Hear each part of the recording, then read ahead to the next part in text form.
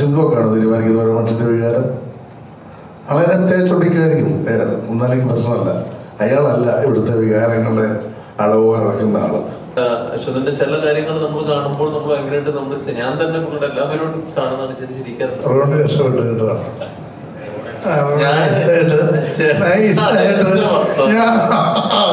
അല്ലല്ല അതിന്റെ പിന്നെ പുള്ളിയുടെ രീതിയും ഭാഷയും കുറച്ച് ആർഷാണ്.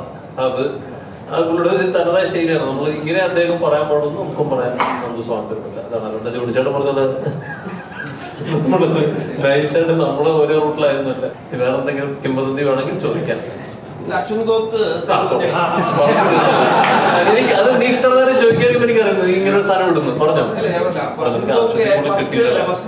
ഒരുപാട് സന്തോഷത്തോടുകൂടി ഒരുപാട് നന്ദിയോടു കൂടിയാണ് ഞങ്ങൾ എല്ലാവരോടും ഇരിക്കുന്നത്. നമ്മുടെ ഹീറോ രഞ്ജിത്ത് സജീവ് പുള്ളിക്ക് എത്താൻ പറ്റിയിട്ടില്ല. പുള്ളി ഹാഫിന്റെ ഷൂട്ടിങ്ങിന് രാജസ്ഥാനിൽ വരാൻ കുറച്ച് ഭയങ്കര ബുദ്ധിമുട്ടുള്ള ഒരു അവസ്ഥയിലിരിക്കുകയാണ്. അതുകൊണ്ടാണ് വരാത്തത്. ഞങ്ങൾക്ക് എല്ലാവരും അന്വേഷണമോ അല്ലെങ്കിൽ ഒരു നന്ദിയും ഒക്കെ പറയാനുള്ളത് പറയുന്നുണ്ട്. അപ്പോൾ നമുക്ക് സ്റ്റാർട്ട് ചെയ്യാം. നമ്മുടെ സിനിമ ഇറങ്ങി വലിയൊരു സന്തോഷം എന്ന് വെച്ചാൽ ഇപ്പോൾ നിങ്ങൾ ബുക്ക് മൈ ഷോ എടുത്ത് അറിയാൻ പറ്റും. അത്യാവശ്യം തരക്കേടില്ലാത്ത ആൾക്കാരുമായിട്ട് മുന്നോട്ട് പോകുന്നുണ്ട്. ഫാമിലിയാണ് കൂടുതലൊരു സിനിമ ഏറ്റെടുത്തത്. ഒപ്പം ഒരു കുറച്ച് യുവാക്കളും ഒക്കെ ഉണ്ട്. ഞങ്ങൾ കഴിഞ്ഞ ദിവസങ്ങളൊക്കെ തിയേറ്റർ വിസിറ്റ് പോയപ്പോൾ വളരെ നേരിട്ട് അവരുടെ ഒരു സന്തോഷവും സിനിമയുടെ അവരുടെ ഇഷ്ടം നമ്മളടുത്ത് പങ്കുവെച്ചേ കണ്ടാണ്. അപ്പോൾ ആ ഒരു സന്തോഷത്തിലും കോൺഫിഡൻസിലുമാണ് നിങ്ങളുടെ മുന്നിരിക്കുന്നത്. നമുക്ക് സ്റ്റാർട്ട് ചെയ്യാം. അല്ല, ഇപ്പൊ അരുൺ പറഞ്ഞ പോലെ തന്നെ ഈ സിനിമയ്ക്ക് ആ സിനിമ അറിയിക്കുന്ന രീതിയിലുള്ള നല്ല പ്രതികരണം, പ്രത്യേകിച്ച് ഒരുപാട് സിനിമ വളരെ സീരിയസ് ആയിട്ട് കാണുന്ന ആളുകൾ നല്ല അഭിപ്രായമാണ് ഇതിന് മൊത്തത്തിൽ നൽകിയത്. വലിയ വിമർശനങ്ങൾക്ക് വിധേയമായില്ല ഈ സിനിമ. അതൊരു വലിയ കാര്യം. കാരണം ഈ വിഷയം അതിനൊരിക്കലും അങ്ങനെ വിമർശിക്കാൻ തോന്നുന്ന ഒരു വിഷയമല്ല. കാരണം ഇതിൽ സത്യമുണ്ട്. അപ്പം അതിൻ്റെ ഒരു സന്തോഷമുണ്ട്. പിന്നെ ഇനിയും ഈ സിനിമ കുറേ കൂടെ നന്നായിട്ട് കളക്ട് ചെയ്യേണ്ട ആവശ്യമുണ്ട്. കുറേ കൂടെ കൂടുതൽ ആളുകൾ കാണേണ്ട ആവശ്യമുണ്ട്. ഒരു പ്രൊഡ്യൂസർ സൈഡിൽ നിന്ന് അവർ മാക്സിമം സിനിമയെ അവർ ഈ സബ്ജക്റ്റ് ഇങ്ങനത്തെ സിനിമ എടുക്കാൻ ആ കാണിച്ച ധൈര്യം ഇപ്പോഴും അവർ നിലനിർത്തി മുന്നോട്ട് പോകുന്നുണ്ട്. അപ്പം അതുകൊണ്ട് തന്നെ ഞങ്ങൾക്കും അതൊരു പ്രചോദനമാണ്. കാരണം ഒരു പ്രൊഡ്യൂസർ ഇടയ്ക്ക് നിൽക്കുമ്പോൾ നമുക്ക് പ്രമോഷനും ഇതുപോലെ തന്നെ കൂടെ നിൽക്കാനും എല്ലാത്തിനും തോന്നും.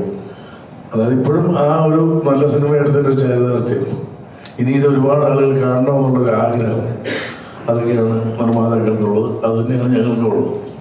അതിന് ഏറ്റവും കൂടുതൽ സപ്പോർട്ട് ചെയ്യേണ്ടത് നിങ്ങൾ മീഡിയാസാണ്. നിങ്ങളുടെ ഇതുവരെയുള്ള സപ്പോർട്ടിനെ നമ്മൾ കുറച്ച് കാണുകയല്ല, നിങ്ങൾ തീർച്ചയായിട്ടും ഒരുപാട് സപ്പോർട്ട് ചെയ്തിട്ടുണ്ട്. ഇനി അങ്ങോട്ടും ഈ സിനിമയ്ക്ക് മാക്സിമം സപ്പോർട്ട് ചെയ്യുക. നന്ദി.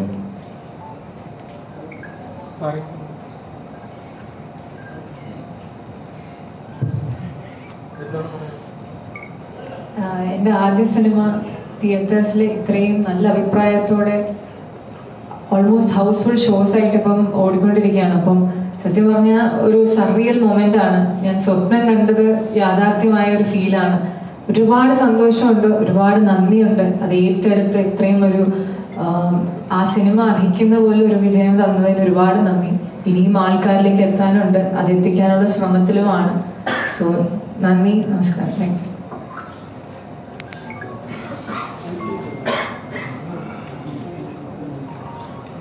ജോണി ചേട്ടാ നമസ്കാരം.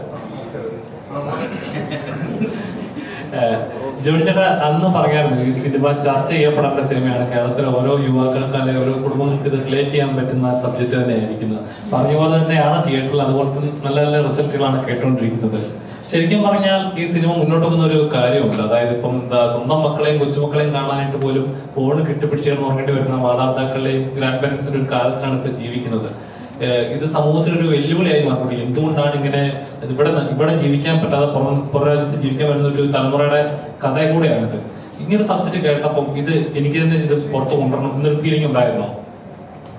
ഈ സബ്ജക്ട് കേട്ടപ്പോൾ ഈ ക്യാരക്ടറിലൂടെ എനിക്ക് തന്നെ ഈ മെസ്സേജ് കൊടുക്കണം എന്ന് തോന്നിയായിരുന്നോ? എപ്പോഴെങ്കിലും തോന്നിയിട്ടുണ്ടോ തന്നെ? അല്ല, ഞാനതിനകത്തൊരു ടൂളല്ലേ. നമ്മളിപ്പോൾ ഇതിൻ്റെ എന്തായാലും ഇതിനു വേണ്ടി ഇറങ്ങി പുറപ്പെട്ടിരിക്കുന്നത് നിർമ്മാതാക്കളുണ്ട്, സ്ട്രോങ് ആയിട്ടുള്ള നിർമ്മാതാക്കളുണ്ട്, ഒരു സംവിധായകനുണ്ട്, ഒരു എഴുത്തുകാരനുണ്ട്. അപ്പോൾ ഇന്ന ഈ റോള് ചെയ്യാൻ പറ്റുമോ എന്ന് ചോദിക്കുമ്പോൾ തീർച്ചയായിട്ടും നമ്മൾ എന്താ ചെയ്യുന്നത്? നല്ല റോളല്ലേ, ഇങ്ങനെ ആസ്വദിച്ച് ഞാൻ ചെയ്ത റോളാണ്. ഇഷ്ടപ്പെട്ട് ചെയ്ത റോളാണ്. എനിക്കൊന്നും ഇത്രയും ഇതിൻ്റെ കരിയറിൽ തന്നെ ഒരു ബെസ്റ്റ് റോളാണ്. അപ്പോൾ അത് നമുക്ക് കിട്ടിയപ്പോൾ നമ്മൾ ചെയ്യാന്നുള്ളതേ ഉള്ളൂ. അതിനകത്ത് പിന്നെ മുന്നും പിന്നും നോക്കേണ്ട കാര്യമില്ല. ഇനിയിപ്പോൾ ഇതിനകത്ത് ഈ റോളല്ല വേറെ റോളാണെങ്കിലും ഞാൻ ചെയ്യും.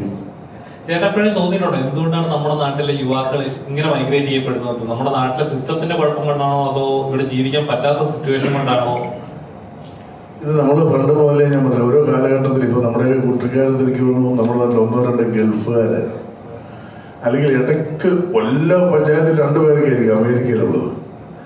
ഇല്ല ചില വളരെ കുറച്ച് 1-2 പേര് ജർമ്മൻ നേഴ്സുമാരാണ് ശരിക്കും പറഞ്ഞത് അങ്ങോട്ട് കൂടുതലായിട്ട് യൂറോപ്പിലേക്കൊക്കെ. നമ്മുടെ ഈ പറഞ്ഞ പോലെ നമ്മുടെ സഹോദരിമാർ ഒരുപാട് പേര് നേഴ്സിംഗ് സർവീസ് നന്നായി ചെയ്ത് അങ്ങനെ പോയി. പിന്നെ കല്യാണം കഴിച്ച് വിടുന്ന ആളുകളും പോയി. അങ്ങനെയൊക്കെയുള്ളൊരു ഇതായിരുന്നു. അപ്പം ഒരുപാട് പിന്നീട് ഓരോ വർഷം കഴിയുന്നതോറും ആളുകളുടെ എണ്ണം കൂടി തുടങ്ങി. അപ്പോൾ കൂടുതലും ശമ്പളം, നല്ല സാലറി കിട്ടുന്നു, നല്ല ഒരു പ്രത്യേകതരം സ്ഥലങ്ങൾ. അപ്പം അതിൻ്റെ ഒരു സുഖവും കൊതിയും നോക്കിയിട്ടാണ് ആൾക്കാർ പോകുന്നത്. ഇതിനകത്ത് പോയതിൽ 80% സക്സസ് ആയിട്ടുമുണ്ട്. ഇതിനൊന്നും കുറച്ച് കാണാനല്ല. പക്ഷെ നമുക്ക് നമ്മുടെ നാട്ടിൽ നിന്ന് ഒരുപാട് കാര്യങ്ങൾ ചെയ്യാൻ പറ്റില്ല. എനിക്ക് തോന്നുന്നു ഇനിയുള്ള കാലഘട്ടം ശരിക്കും പറഞ്ഞാൽ ചിലപ്പോൾ അവിടുന്ന് ആളുകൾ ഇങ്ങോട്ട് വരുന്നൊരു കാലം വന്നേക്കാം. ഇതിനു വേണ്ടിയൊക്കെ നമുക്ക് ആശിക്കാം, പ്രാർത്ഥിക്കാം, കൊതിക്കാം. തീർച്ചയായിട്ടും. എന്തുകൊണ്ടാണ് ഇങ്ങനെ ഒരു സബ്ജക്ട് എടുത്ത് ചെയ്യണം തോന്നിയൊരു പ്രചോദനം എന്താണ്? കാരണം ഇത് കൊമേഴ്ഷ്യൽ കോമഡി ആയിട്ടുള്ള ഇതായിരുന്നു. ഇങ്ങനെ സീരിയസ് ആയിട്ട് സബ്ജക്ട് എന്നോട് ഇത് പറയണം തോന്നിയ ഒരു ഇൻസ്പിറേഷൻ എന്തായിരുന്നു? തീർച്ചയായിട്ടും നാടിനോടൊരു സ്നേഹം ഭയങ്കരമാണ്. അപ്പോൾ ഒരു ഗുണ്ടജയം പോലത്തെ ഒരു ഹ്യൂമർ സിനിമയായിട്ട് അടുത്തൊരു സബ്ജക്ട് കുറച്ച് സീരിയസ് ആയിട്ട് ചെയ്യണം എന്നുള്ളൊരു ആഗ്രഹമായിരുന്നു. അങ്ങനൊരു ഈ പ്രൊജക്റ്റിലേക്ക് വരുമായിരുന്നു. ആ സമയത്ത് ഇപ്പോൾ ഞാൻ പറയുന്നത് ബുദ്ധിമുട്ടില്ല. എൻ്റെ വീട്ടിൽ 6 പേര് UK-ലാണ്. അപ്പം അത് ഞാൻ ഭയങ്കരമായിട്ട് ആഗ്രഹിച്ച കാര്യമല്ല. ഞാൻ അവരുടെ അടുത്ത് ഭയങ്കരമായിട്ട് സംസാരിച്ചിരുന്നു നിങ്ങൾ. പക്ഷെ ഇപ്പം അവർക്ക് ഈ ബുദ്ധിമുട്ടുണ്ടോയെന്ന് ചോദിച്ചാൽ അതിനെക്കുറിച്ച് ഞാൻ ചർച്ച ചെയ്യില്ല. പക്ഷെ അവരെങ്ങനെ പോകാൻ തീരുമാനിച്ചപ്പോൾ ഇവർക്കൊക്കെ വേണമെങ്കിൽ നമ്മുടെ നാട്ടിൽ പല ഓപ്പർച്യൂണിറ്റീസ് ഇല്ലേ എന്നൊക്കെ ഞാൻ ആലോചിച്ചിട്ടുണ്ട്. എൻ്റെ അടുത്തും അങ്ങോട്ട് ചെല്ലാൻ പറഞ്ഞാണ്. കാര്യം ഫാമിലിയായിട്ട് അത്രയും ബോണ്ടാണ്. അപ്പോൾ എല്ലാവരും കൂടി ഒരുമിച്ച് എന്നാലോചിക്കണം, എല്ലാവരും കൂടി ഒരുമിച്ച് അവിടെ ജീവിച്ചാൽ പോലെ എന്ന് ചോദിക്കണം. അപ്പോൾ എനിക്ക് കുറച്ചും കൂടി ഇഷ്ടം, എൻ്റെ അച്ഛന് 70 വയസ്സായി, അല്ലെങ്കിൽ അമ്മയ്ക്കും ഏകദേശം അടുത്തത്ര വയസ്സായി, അത്യാവശ്യം അസുഖമൊക്കെ ഉള്ള ആൾക്കാരാണ്. അപ്പൊ അവരുടെ സന്തോഷവും ഇതൊക്കെ നമ്മൾ അവരോട് ചേർന്ന് നിൽക്കുമ്പോൾ, അല്ലെങ്കിൽ അവർക്കൊരു അസുഖം വരുമ്പോൾ ഹോസ്പിറ്റലിൽ കൊണ്ടുപോകാൻ ഞാൻ അപ്പുറത്തെ വീട്ടിലൊരാളെ വിളിച്ചിട്ട് അവിടുന്ന് കാനഡയിൽ നിന്നോ UK-യിൽ നിന്ന് വിളിച്ചിട്ട് ആരെങ്കിലും കൊണ്ടുപോകുന്നു പറയുക എന്നുള്ളൊരു അവസ്ഥ പല ആൾക്കാരും പല വീട്ടിലും. ഞാൻ പണ്ട് വെഡിങ് വീഡിയോഗ്രാഫി ചെയ്യുന്ന സമയത്ത് ഫ്യൂണറൽ എടുക്കാൻ പോവാം. അപ്പൊ ഞാൻ ഈ ഫ്യൂണറൽ എടുക്കാൻ ഷൂട്ട് ചെയ്യാൻ പോണത് കൂടുതലും അമേരിക്കയിലും കാനഡയിലേക്കുള്ള ആൾക്കാർക്ക് അവരുടെ അപ്പൻ്റെ അമ്മയുടെയും മരണം ശവാടക്ക് കാണാൻ വേണ്ടിയിട്ട് ആണ്. അതൊരു വല്ലാത്തൊരവസ്ഥയായിട്ട് എനിക്ക് തോന്നിയിട്ടുണ്ട്. നമുക്ക് നേരിട്ടുള്ള പോലെ അത് കാണാൻ ബുദ്ധിമുട്ടുള്ളൊരു കാര്യം. അപ്പോൾ ഞാൻ അങ്ങനെ ഒന്ന് ആലോചിച്ചിട്ടുണ്ട്. ഞങ്ങളെല്ലാവരും പുറത്തോട്ട് പോയി കഴിഞ്ഞാൽ എൻ്റെ വീട്ടിൽ എൻ്റെ അച്ഛൻ്റെ അമ്മയുടെ അവസ്ഥ. പക്ഷെ ഓക്കെ, ശരിയാണ്, പുറത്തോട്ട് പോയി കഴിഞ്ഞാൽ ഒരുപാട് ആൾക്കാർ അത് രക്ഷപ്പെട്ടവരുണ്ട്, അതല്ലെങ്കിൽ അത് നമ്മുടെ നാടിന് ഗുണമുണ്ടായിട്ടുണ്ട്. ഇതൊക്കെ ശരിയാണെങ്കിലും ഇപ്പോൾ നമുക്ക് നമ്മുടെ നാട്ടിലെ ചില അവസരങ്ങൾ നോക്കാതെ, നമ്മളിപ്പോൾ ഈ പടത്തിൽ ഒരിക്കലും പുറത്തോട്ട് ആൾക്കാർ പോകരുതെന്ന് പറഞ്ഞിട്ടില്ല. അത് എടുത്തു പറയാണ്, ഒരിക്കലും പറയാനുള്ള നിങ്ങളാരും പുറത്തോട്ട് പോകല്ലേന്നല്ല പറഞ്ഞത്. നമ്മൾ പുറത്തോട്ട് പോകാനൊക്കെ ചിന്തിക്കുന്നതിന് തൊട്ട് മുൻപ് നമ്മുടെ ചുറ്റുപാടുള്ള കാര്യങ്ങൾ, നമ്മുടെ നാട്ടിൽ എന്തെങ്കിലും ഓപ്പർച്യൂണിറ്റീസ് ഉണ്ടെങ്കിൽ അതിനെ ഒന്ന് ഫോക്കസ് ചെയ്യണം, അതിനുവേണ്ടി ട്രൈ ചെയ്യണം. ചിലപ്പോൾ ചില കാര്യങ്ങൾ നമ്മളെല്ലാം ഈസി ആയിട്ട് കിട്ടത്തില്ല. നമ്മൾ ഒരു കാര്യത്തിന് ഇറങ്ങിയിരിക്കുമ്പോൾ പല ബുദ്ധിമുട്ടുകളുണ്ടാവും. പക്ഷെ ആ ബുദ്ധിമുട്ടിനെ അതിജീവിച്ച് നമ്മുടെ നാട്ടിൽ നിന്ന് നമ്മുടെ ആൾക്കാരുടെ കൂടെ, അപ്പൻ്റെ അമ്മയുടെ കൂടെ താമസിക്കാൻ പറ്റിയാൽ അതൊരു വേറെ സുഖമാണ്. അപ്പോൾ അനുഭവിക്കണം. നിങ്ങൾക്ക് അറിയാൻ പറ്റും. നിങ്ങൾ പലരും പുറത്തോട്ട് പോകാനൊക്കെ നിർബന്ധിച്ച ആൾക്കാരായിരിക്കും. നിങ്ങൾക്ക് ഇഷ്ടപ്പെട്ട ഒരു മേഖലയാണ് നിങ്ങൾ തിരഞ്ഞെടുത്തത്. നമ്മൾ അങ്ങനെയാണ് സിനിമയിൽ പറഞ്ഞത്. അപ്പൊ അത് തന്നെയാണ് എൻ്റെ ഇങ്ങനെ ഒരു സിനിമ ചെയ്യാനുള്ള എൻ്റെ ഒരു ആഗ്രഹം. അത് തന്നെയായിരുന്നു. ഓക്കെ, ഇങ്ങനെ നിൽക്കാം. ഞാൻ എന്തായാലും പുറത്തോട്ട് പോകില്ല. അപ്പൊ അത് ഈ സിനിമയിൽ കൂടി പറയാൻ ശ്രമിച്ചു. പിന്നെ ഇപ്പോഴും ഞാൻ പറഞ്ഞ ഒരുപാട് ആൾക്കാർ നെഗറ്റീവായിട്ടും കാണുന്നുണ്ട്. ഇങ്ങനെ നിങ്ങൾ പുറത്തോട്ട് പോവല്ലേ എന്നൊരിക്കലും നമ്മൾ പറയത്തില്ല. എല്ലാവരും ഇഷ്ടമാണ്, ചോയ്സാണ്. ഇപ്പൊ നിങ്ങൾക്ക് പുറത്തോട്ട് പോകണമെങ്കിൽ പോവാം, ഇവിടെ നിൽക്കേണ്ടവർക്ക് നിൽക്കാം. പക്ഷെ എപ്പോഴും ഇന്ത്യ അല്ലെങ്കിൽ കേരളം ഒക്കെ നമുക്ക് അഭിമാനമാണ്. അപ്പൊ നമ്മുടെ നാട്ടിൽ എന്തുകൊണ്ട് അവർ ഇങ്ങോട്ട് വന്നുകൂടാ? അപ്പൊ ജോണിച്ചേട്ടൻ പറഞ്ഞൊരു കാര്യമുണ്ട്, കുറച്ച് നാൾ കഴിയുമ്പോൾ അവരെ ഇങ്ങോട്ട് കൊണ്ടുവരാൻ വേണ്ടി നമ്മൾ ട്രൈ ചെയ്താലേ നടക്കുള്ളൂ. നമ്മുടെ ബ്രാൻഡ് അവർ യൂസ് ചെയ്യണം എന്നുള്ളൊരു എനിക്കൊക്കെ ഭയങ്കര ആഗ്രഹമാണ്. ഒരിക്കലും നടക്കില്ലായിരിക്കാം, പക്ഷെ സ്വപ്നം കാണാമല്ലോ. അപ്പോൾ ആ തോട്ടിൽ നിന്ന് തന്നെയാണ് ഇങ്ങനെ ഒരു സബ്ജക്ട് ഉണ്ടായത്. ഇപ്പം നമ്മൾ ഒരുപാട് ഈ 1 വീക്കായിട്ട് പല സ്ഥലത്ത് തിയേറ്റർ ലിസ്റ്റ് പോയി. അതിലൊരു 500 പേര് പറഞ്ഞിട്ടുണ്ടെങ്കിൽ അതിലൊരു 10 പേരുടെ വീഡിയോ ആണ് നമ്മൾ കണ്ടത്. ഇതിനേക്കാൾ ഇമോഷണലായിട്ട് ഒരുപാട് ആൾക്കാർ പുറത്ത് ഞങ്ങളുടെ വീഡിയോ കാണിക്കല്ലേ എന്ന് പറഞ്ഞ കുറച്ച് വീഡിയോകളുണ്ട്. ഇതിലും ഇപ്പൊ ഇന്നലെ ഞാൻ വനിതയിൽ പോയ സമയത്ത് ഒരു 90% ആൾക്കാരുണ്ടായിരുന്നു. നിങ്ങൾ ക്ലൈമാക്സ് കണ്ടാണല്ലോ. അപ്പൊ ആ ഷോട്ടായപ്പോൾ കൈയടിച്ചപ്പോൾ ഞങ്ങൾ സാരംഗി മൊബൈലിലൊക്കെ വീഡിയോ എടുക്കണ്ടായി. അത് കഴിഞ്ഞ് ഞങ്ങൾ അകത്തോട്ട് കയറി ചെല്ലുമ്പോൾ ഒരു ആന്റി അവിടെ നിന്ന് നടന്നു വന്നിട്ട്, അപ്പൊ നമ്മൾ വെച്ചാൽ പുറത്തോട്ട് പോകാനാണ്. പക്ഷെ അവർ വന്നപ്പോൾ അവരിങ്ങനെ തലയിറങ്ങി വീഴാൻ പോണ അവസ്ഥയിലാണ് എന്നെ മ്യൂസിയം വന്ന് പിടിച്ചിട്ട് അവർ പൊട്ടിക്കഴിഞ്ഞിട്ട് എനിക്ക് വേറെ ആരും പറയാത്തൊരു കമന്റ് അവർ പറഞ്ഞു. ബാക്കി എല്ലാവരും പറഞ്ഞ എന്റെ മോനെ പുറത്തോട്ടിട്ടു, വിഷമായി, ഇനി ഇവിടെ നിൽക്കണ്ട ഇങ്ങനെ പറഞ്ഞു. പക്ഷെ അവരെന്റെ അടുത്ത് പറഞ്ഞ കാര്യമാണ് ഞാൻ ഈ സിനിമയിൽ ഏറ്റവും കൂടുതൽ ഫോക്കസ് ചെയ്തത് എന്റെ മകന്റെ ഇഷ്ടം അല്ലെങ്കിൽ അവന്റെ ആഗ്രഹം ഞാൻ അവൻ്റെ അടുത്ത് ഇതുവരെ ചോദിച്ചിട്ടില്ല എന്ന് പറഞ്ഞു അമ്മ. അതാണ് എന്നെ സംബന്ധിച്ച് ഈ സിനിമ. അല്ലാണ്ട് പുറത്തോട്ട് പോകണതോ അകത്തോട്ട് പോകണോ അതൊന്നല്ല. എന്റെ മകന്റെ ആഗ്രഹം എനിക്ക് ഇതുവരെ ചോദിക്കാൻ പറ്റില്ല എന്ന് പറഞ്ഞ് എന്റെ മൂസയുടെ മേത്ത് കെട്ടിപ്പിടിച്ചിട്ട് ആ അമ്മ കരഞ്ഞ് കുറച്ച് കഴിയുമ്പോൾ തലയിറങ്ങി എന്ന് പറയും. അപ്പൊ അങ്ങനെ കുറെ സ്ഥലം നമ്മൾ വീഡിയോ കാണിക്കണ്ടെന്ന് വെച്ചിട്ടാണ്. ഇത് നമുക്ക് നെഞ്ചി തൊട്ട് പറയാൻ പറ്റും. ഇത് ഞങ്ങൾ പൈസ കൊടുത്തിട്ട് പ്രയോഗിച്ച വീഡിയോസ് അല്ല. ഞാൻ പറഞ്ഞില്ല, ഞങ്ങൾ പ്രൊമോഷന്റെ ഭാഗമായിട്ട് മാർക്കറ്റിങ്ങിന്റെ ഭാഗമായിട്ട് പല ആൾക്കാരും അതായത് നമ്മുടെ വീഡിയോ എടുക്കാൻ വന്ന പിള്ളേരെടുത്ത് വെച്ചാൽ അവർ കണ്ടിട്ട് ഇമോഷൻ ആയിട്ടുണ്ട്. അപ്പോൾ അത് തന്നെയാണ് ഈ ഓഡിയൻസിലേക്ക് സിനിമ എത്തുക എന്നുള്ളതാണ് നമ്മൾ ആഗ്രഹിച്ചത്. പക്ഷെ ഇത് കൂടുതൽ എത്താനുണ്ട്. കാര്യം അറിയാലോ, ഫാമിലി ഓഡിയൻസ് വന്ന് ഒരു ടൈം എടുക്കും. അതിനാണ് നിങ്ങളുടെ സപ്പോർട്ട്. അപ്പൊ അതുകൊണ്ട് നിങ്ങൾ ജസ്റ്റ് ഒന്ന് കാണിച്ചു ചോദിക്കാം. ഇതിനു മുമ്പ് കൽബാണെങ്കിലും തിയേറ്ററിൽ വലിയൊരു വിജയമായി മാറിയില്ലായിരുന്നു. പക്ഷെ അത് OTT വന്നപ്പോൾ അത്യാവശ്യം നല്ല രീതിയിൽ വിജയം കണ്ട ഒരു സിനിമയാണ് കൽബ്. രഞ്ജിത്തിന്റെ അതേപോലെ തന്നെ ഒരു അവസ്ഥയിലേക്കും ശരിക്കും പറഞ്ഞാൽ അതിൽ കുറച്ചും കൂടി മൂവ്മെന്റ് ഇപ്പം ഈ നമ്മുടെ UK വന്നിട്ടുണ്ട്. എങ്കിൽ പോലും തിയേറ്ററിൽ വലിയൊരു ഇടിച്ചു കയറ്റം വരുന്നില്ല. അപ്പൊ ശരിക്കും പറഞ്ഞാൽ ആൾക്കാർക്ക് ഒരു OTT വരട്ടെ എന്ന രീതിയിൽ വെയിറ്റ് ചെയ്യുന്നത് കൊണ്ടായിരിക്കുമോ?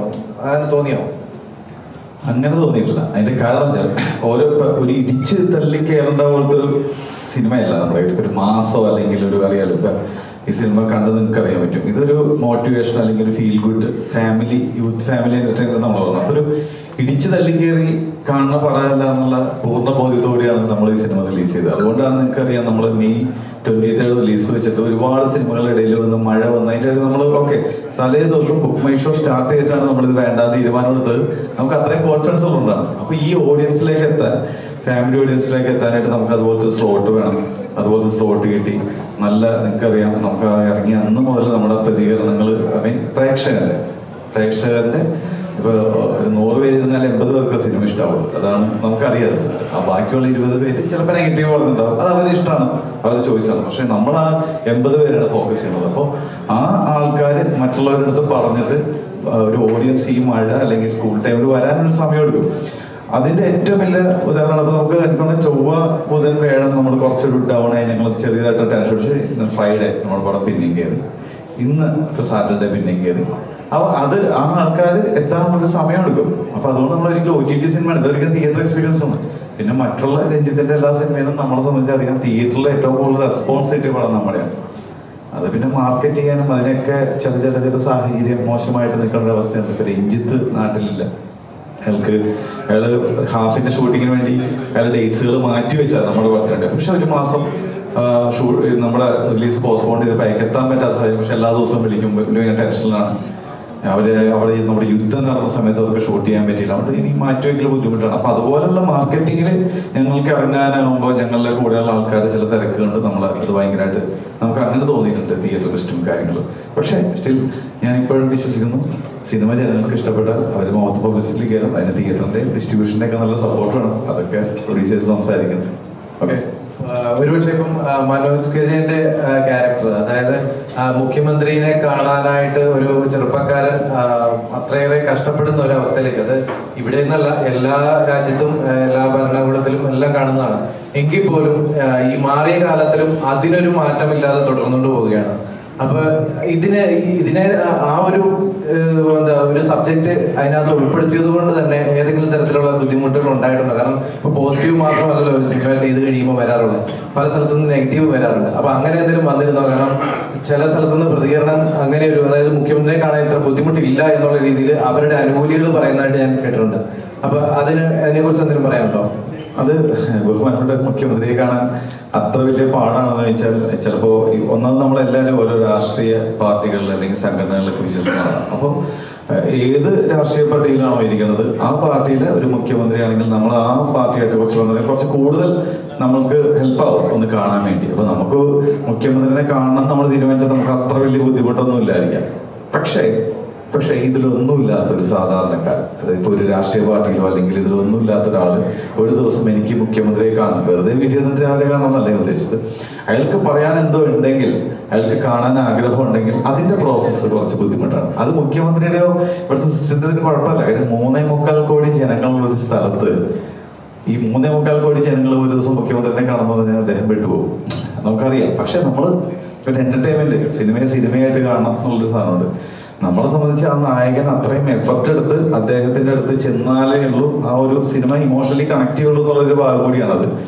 അത് സിനിമയായിട്ട് കാണുക. പിന്നെ ഞാൻ പറഞ്ഞു, സാധാരണക്കാരുടെ ബുദ്ധി ഒരു ഒന്നിലും ഇല്ലാത്ത ഒരാൾക്ക് പെട്ടെന്ന് കാണണമെങ്കിൽ അത്ര എളുപ്പമാണോ എന്ന് വെച്ചാൽ എനിക്കത് കറക്റ്റ് അറിയത്തില്ല.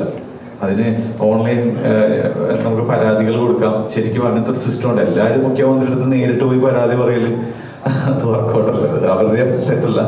പക്ഷെ സിനിമയിൽ കാണിക്കുമ്പോൾ നമ്മളൊരു ഹീറോ സംസാരിക്കുമ്പോൾ ഒരു CM ആയിട്ടെങ്കിലും സംസാരിച്ചാലാണ് നമ്മൾ ഇത്രയും വലിയ ഇഷ്യൂ നമ്മൾ സംസാരിക്കുന്നത്. അത് കേവലം താഴെയുള്ള ഒരാളത്ത് സംസാരിച്ചിട്ട് അങ്ങോട്ട് എത്തുന്ന സിനിമാറ്റിക്കിനൊരു സുഖം ഉണ്ടാവില്ല. അതുകൊണ്ട് ബോധപൂർവ്വം ഞാനത് അങ്ങനെ ചെയ്തു. അതൊരിക്കലും നെഗറ്റീവായിട്ടൊന്നുമല്ല. കാര്യം എല്ലാ രാഷ്ട്രീയ പാർട്ടിയിലുള്ള ആൾക്കാരും ഈ സിനിമ കണ്ടിട്ട് ഒരിക്കലും ഇങ്ങനത്തെ ഒരു കമന്റ് നമ്മളടുത്ത് പറഞ്ഞിട്ടില്ല. ഓക്കെ, ജോൺ ചേട്ടാ, ജോൺ ചേട്ടന്റെ അഭിനയത്തില് ശരിക്കും പറഞ്ഞാൽ ജോൺ ചേട്ടന്റെ അഭിനയത്തില് ശരിക്കും പറഞ്ഞ ഒരു വലിയൊരു എന്താ പറയാ, നമുക്കൊരു അത്ഭുതം തോന്നിക്കുന്ന രീതിയിലുള്ള ഒരു പെർഫോമൻസ് ആയിരുന്നു നമ്മുടെ UK-ലുണ്ടായിരുന്നത്. കാരണം എന്താ വെച്ച് കഴിഞ്ഞാൽ എനിക്ക് ഉദാഹരണമായിട്ട് കാണിക്കാനായിട്ട്, അതായത് മകൻ എല്ലാ പ്രാവശ്യവും തോറ്റു തിന്നമ്പാടി വരുന്ന ആള് ജയിച്ചു എന്ന് അറിയുന്ന ആ നിമിഷം കാണിക്കുന്ന ഒരു എക്സ്പ്രഷൻ ഉണ്ട്. അത് എത്രത്തോളം ഒരു അപ്പന് എത്രത്തോളം കാണിക്കാൻ പറ്റുന്ന അതിന്റെ 10 ഇരട്ടി ജോൺ ചേട്ടനെ കാണിച്ചിട്ടുണ്ട്. അപ്പൊ അതുപോലുള്ള കുറെ കാര്യങ്ങൾ അതിനകത്ത് ജോൺ ചേട്ടൻ്റെതായിട്ട് ഒത്തിരി കോൺട്രിബ്യൂട്ട് ചെയ്തെന്ന് തോന്നുന്നു. എന്തായിരുന്നു ആ ഒരു അനുഭവം? കാരണം ഇത്രയും ഡീപ്പായിട്ട് അഭിനയിക്കാൻ പറ്റിയ ഒരു സാഹചര്യം എന്തായിരുന്നു? മെയിനായിട്ടും ഈ പറഞ്ഞ നമ്മുടെ അപ്പനും അമ്മയും ഉണ്ട്, അവർ മരിച്ചുപോയി. അവരുടെ വിഷമം ഞാൻ നന്നായിട്ട് കണ്ടിട്ടുണ്ട്. പിന്നെ എൻ്റെ സഹോദരന്മാരൊക്കെ ഇപ്പം വലിയ ഈ പറഞ്ഞ ഇതുപോലുള്ള പിള്ളേരുള്ള എൻ്റെ ചേട്ടൻ, എൻ്റെ പെങ്ങന്മാര്, എൻ്റെ ചുറ്റുപാടുകൾ, ഞാൻ ഒരു അപ്പനാണ്. അപ്പം നമ്മൾ ഇതെല്ലാം കാണുന്ന ഈ വിഷമങ്ങളും ഇല്ലായ്മയും നമ്മൾ ഒരു മക്കളൊരു ആഗ്രഹം പറയുന്നത് എന്ത് സ്ട്രെയിൻ എടുത്ത് നമ്മൾ സാധിച്ചു കൊടുക്കും. കാരണം പ്രത്യേകിച്ച് എഡ്യൂക്കേഷൻ അല്ലേ, വിദ്യാഭ്യാസത്തിന് വേണ്ടി എന്തും നമ്മൾ ചെയ്യും. അപ്പോൾ അത് നമ്മൾ കണ്ടിട്ടുണ്ട്. പിന്നെ അരുൺ എന്നോട് ഈ സിനിമ ചെയ്യുമ്പോൾ 2 സീൻ എന്നോട് പറഞ്ഞിരുന്നു. ഒന്ന് ഈ ജയിച്ചിട്ട് ഇങ്ങനെ വരുന്ന ഒരു പരിപാടി നോച്ചിട്ട് അതൊരു ഞാൻ എന്നെ നോക്കാം, നമുക്ക് ദൈവം തരും, ആ സമയത്ത് നമുക്ക് ഇതാവുമെന്ന് പറഞ്ഞു. പിന്നെ ഈ വൈഫ് വീഡിയോ കോൾ വരുമല്ലോ, ആ സീൻ ഞാൻ കേട്ടിട്ട് അതിൻ്റെ കൂടെയുള്ള, കാരണം ഇത്രയും വർഷങ്ങൾക്ക് ശേഷം അവരുടെ കോൾ വരുന്നു. ഈ 2 സീനാണ് അരുണിനോട് പറഞ്ഞ് വിളിച്ചിട്ട് വന്നു.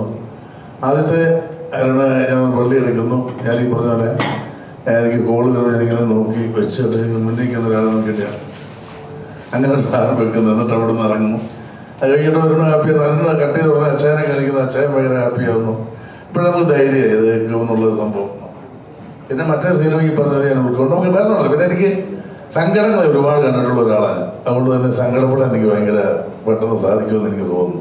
ചിരിപ്പിക്കാൻ മോശമൊന്നും ആയിട്ടല്ല, പക്ഷെ എനിക്ക് ചിരിൻ്റെ ഉള്ളിൽ ചിരിയേക്കാൾ കൂടുതൽ എനിക്ക് എക്സ്പ്രസ് ചെയ്യാൻ പറ്റുന്നത് എപ്പോഴും സങ്കടം തന്നെയായിരിക്കും. ഓക്കെ, അതേപോലെ തന്നെ ഇപ്പം നമ്മുടെ അതിനകത്ത് ഏറ്റവും കൂടുതൽ ആൾക്കാർ സംസാരിച്ച ഒരു വിഷയം എന്ന് പറഞ്ഞു കഴിഞ്ഞാൽ നമ്മുടെ മീനാക്ഷിയുടെ പ്രകടനമായിരുന്നു. അപ്പൊ അത് ഏതൊരു വ്യക്തിക്കും, സാധാരണക്കാരനായ വ്യക്തിക്ക് ആ ഒരു സീൻ കണ്ടു കഴിയുമ്പോൾ കണ്ണു നിറയുന്ന ഒരു അവസ്ഥയുണ്ട്.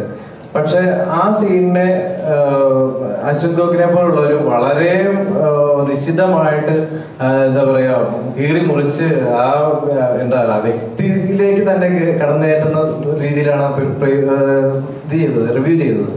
ഇതിനെക്കുറിച്ച് എന്തെങ്കിലും സംസാരിക്കാനുണ്ടോ?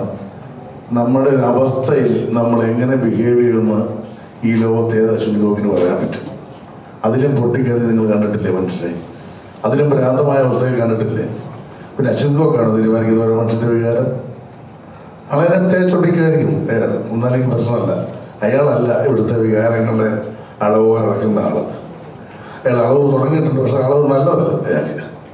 കാരണം അസത്യമാണ് പറയുന്നത്. ആ കുട്ടിയുടെ പെർഫോമൻസ് ഉണ്ട്. ആരെങ്കിലും പറഞ്ഞു ആ കുട്ടിയുടെ പെർഫോമൻസ് ആണ് ആ സിനിമയിൽ ഒരൊറ്റ സീനേ ഉള്ളൂ. ആ പെർഫോമൻസിൽ ഈ സിനിമയില്ല. അങ്ങനെയല്ലാതെ എങ്ങനെ പെർഫോം ചെയ്യുക? അന്യനാട്ടിൽ പോയി ഒന്നുമില്ലാതെ വീട്ടും ഒന്നുമില്ലാതെ നശിച്ചു പോയ കുട്ടി, ബോംബെയിൽ വന്ന് ശരീരം വെക്കേണ്ട അവസ്ഥ വന്ന കുട്ടി എങ്ങനെ റിയാക്ട് ചെയ്യാൻ അറിയില്ല. അപ്പോൾ ഞാൻ പറഞ്ഞതേ ഉള്ളൂ. ആ അവാർഡ് കിട്ടി, അവാർഡ് കിട്ടി. ഒരു സിനിമയ്ക്ക് ഏഷ്യയിൽ തന്നെ ഏറ്റവും വലിയ അവാർഡ് കിട്ടി. അല്ലാതെ അത് ഫാൻസി ഡ്രസ്സാണ് കാണിച്ചെന്നൊക്കെ പറയുന്നത് അത് മനസ്സിൽ നന്മയില്ലാത്തതുകൊണ്ട് തന്നെയാണ്. ഓക്കെ, അതുപോലെ തന്നെ ഇപ്പം മാർക്കറ്റിങ്ങിന്റെ ചിന്തിച്ചു കഴിഞ്ഞാൽ ഇപ്പം ആ ജമന്തി തോട്ടം അത് റിയൽ ആയിട്ട് നിങ്ങൾ ക്രിയേറ്റ് ചെയ്തതായിരുന്നു എന്നുള്ള ഒരു അറിവ് കിട്ടിയിട്ടുണ്ടായിരുന്നു. അപ്പൊ എന്തുകൊണ്ടാണ് അത് വെച്ചൊരു മാർക്കറ്റിംഗ് ചെയ്യാണ്ടിരുന്നത്? അല്ല, അത് ക്ലൈമാക്സ് അല്ലേ. ഒന്ന് നമ്മളത് ഷൂട്ട് ചെയ്യാൻ ഭയങ്കര ബുദ്ധിമുട്ടിയ ഒരു ദിവസം തന്നെ അവിടുത്തെ ലൊക്കേഷനിന്റെ ഉൾപ്പെടെ ഭയങ്കര ഒരു ഇതാണ്. പിന്നെ അത്ര ആർട്ടിസ്റ്റിന്റെ ഡേറ്റ് കറക്റ്റ് വരുന്ന സമയത്ത് ഈ പൂക്കൾ 4 ദിവസം നിൽക്കത്തുള്ളൂ, മാക്സിമം 3 ദിവസം. അത് കഴിഞ്ഞാൽ പിന്നെ അത് ഇതായി പോകും, ആ ഫ്രഷ്നെസ് പോകും. നമുക്ക് അതുപോലെ തന്നെ വേണം. അപ്പൊ അതുകൊണ്ട് അതെ, അത് ഒരുപാട് യാത്രയൊക്കെ ചെയ്ത് കുറച്ച് ബുദ്ധിമുട്ടിയ ഇതാണ്. പിന്നെ നമ്മൾ ഒരു സ്ഥലം ഇത്ര ദിവസത്തേക്ക് അത് ലീസിന് എടുത്തിട്ട് ആ സമയത്ത് കൃഷി ചെയ്യുന്ന സമയത്ത് നമ്മൾ ഈ ആർട്ടിസ്റ്റിന്റെ ഡേറ്റ് എടുത്ത് അങ്ങനെ കുറെ ഇത് ബുദ്ധിമുട്ടിയാണ്. പിന്നെ അത് ക്ലൈമാക്സിന്റെ പഞ്ചായത്ത് ആദ്യം അത് കാണിച്ച് അത് ഒരിക്കലും മാർക്കറ്റിംഗ് ഉള്ളത് ഇപ്പൊ ആൾക്കാർ കണ്ടു തുടങ്ങി. ഇപ്പൊ അതിനെപ്പറ്റി ഡിസ്കസ് ചെയ്യാം. അത് അങ്ങനെ ഒരു സസ്പെൻസ് ആക്കി വെച്ചത്.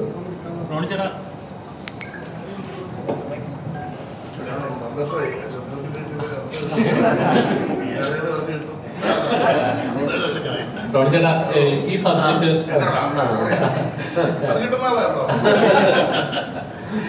ഈ സബ്ജക്ട് മുന്നോട്ട് വെക്കുന്ന ഒരു കാര്യമുണ്ട്. അതായത് ഇപ്പം ഇഷ്ടങ്ങൾക്ക് പുറകെ പോയിട്ട് കുറെ നഷ്ടങ്ങൾ ഉണ്ടാകുമെങ്കിലും ആ നഷ്ടത്തിലും കുറെ സന്തോഷം കണ്ടെത്താൻ കുറെ പേരുടെ ജീവിതം തന്നെ കാണിക്കുന്നുണ്ട്.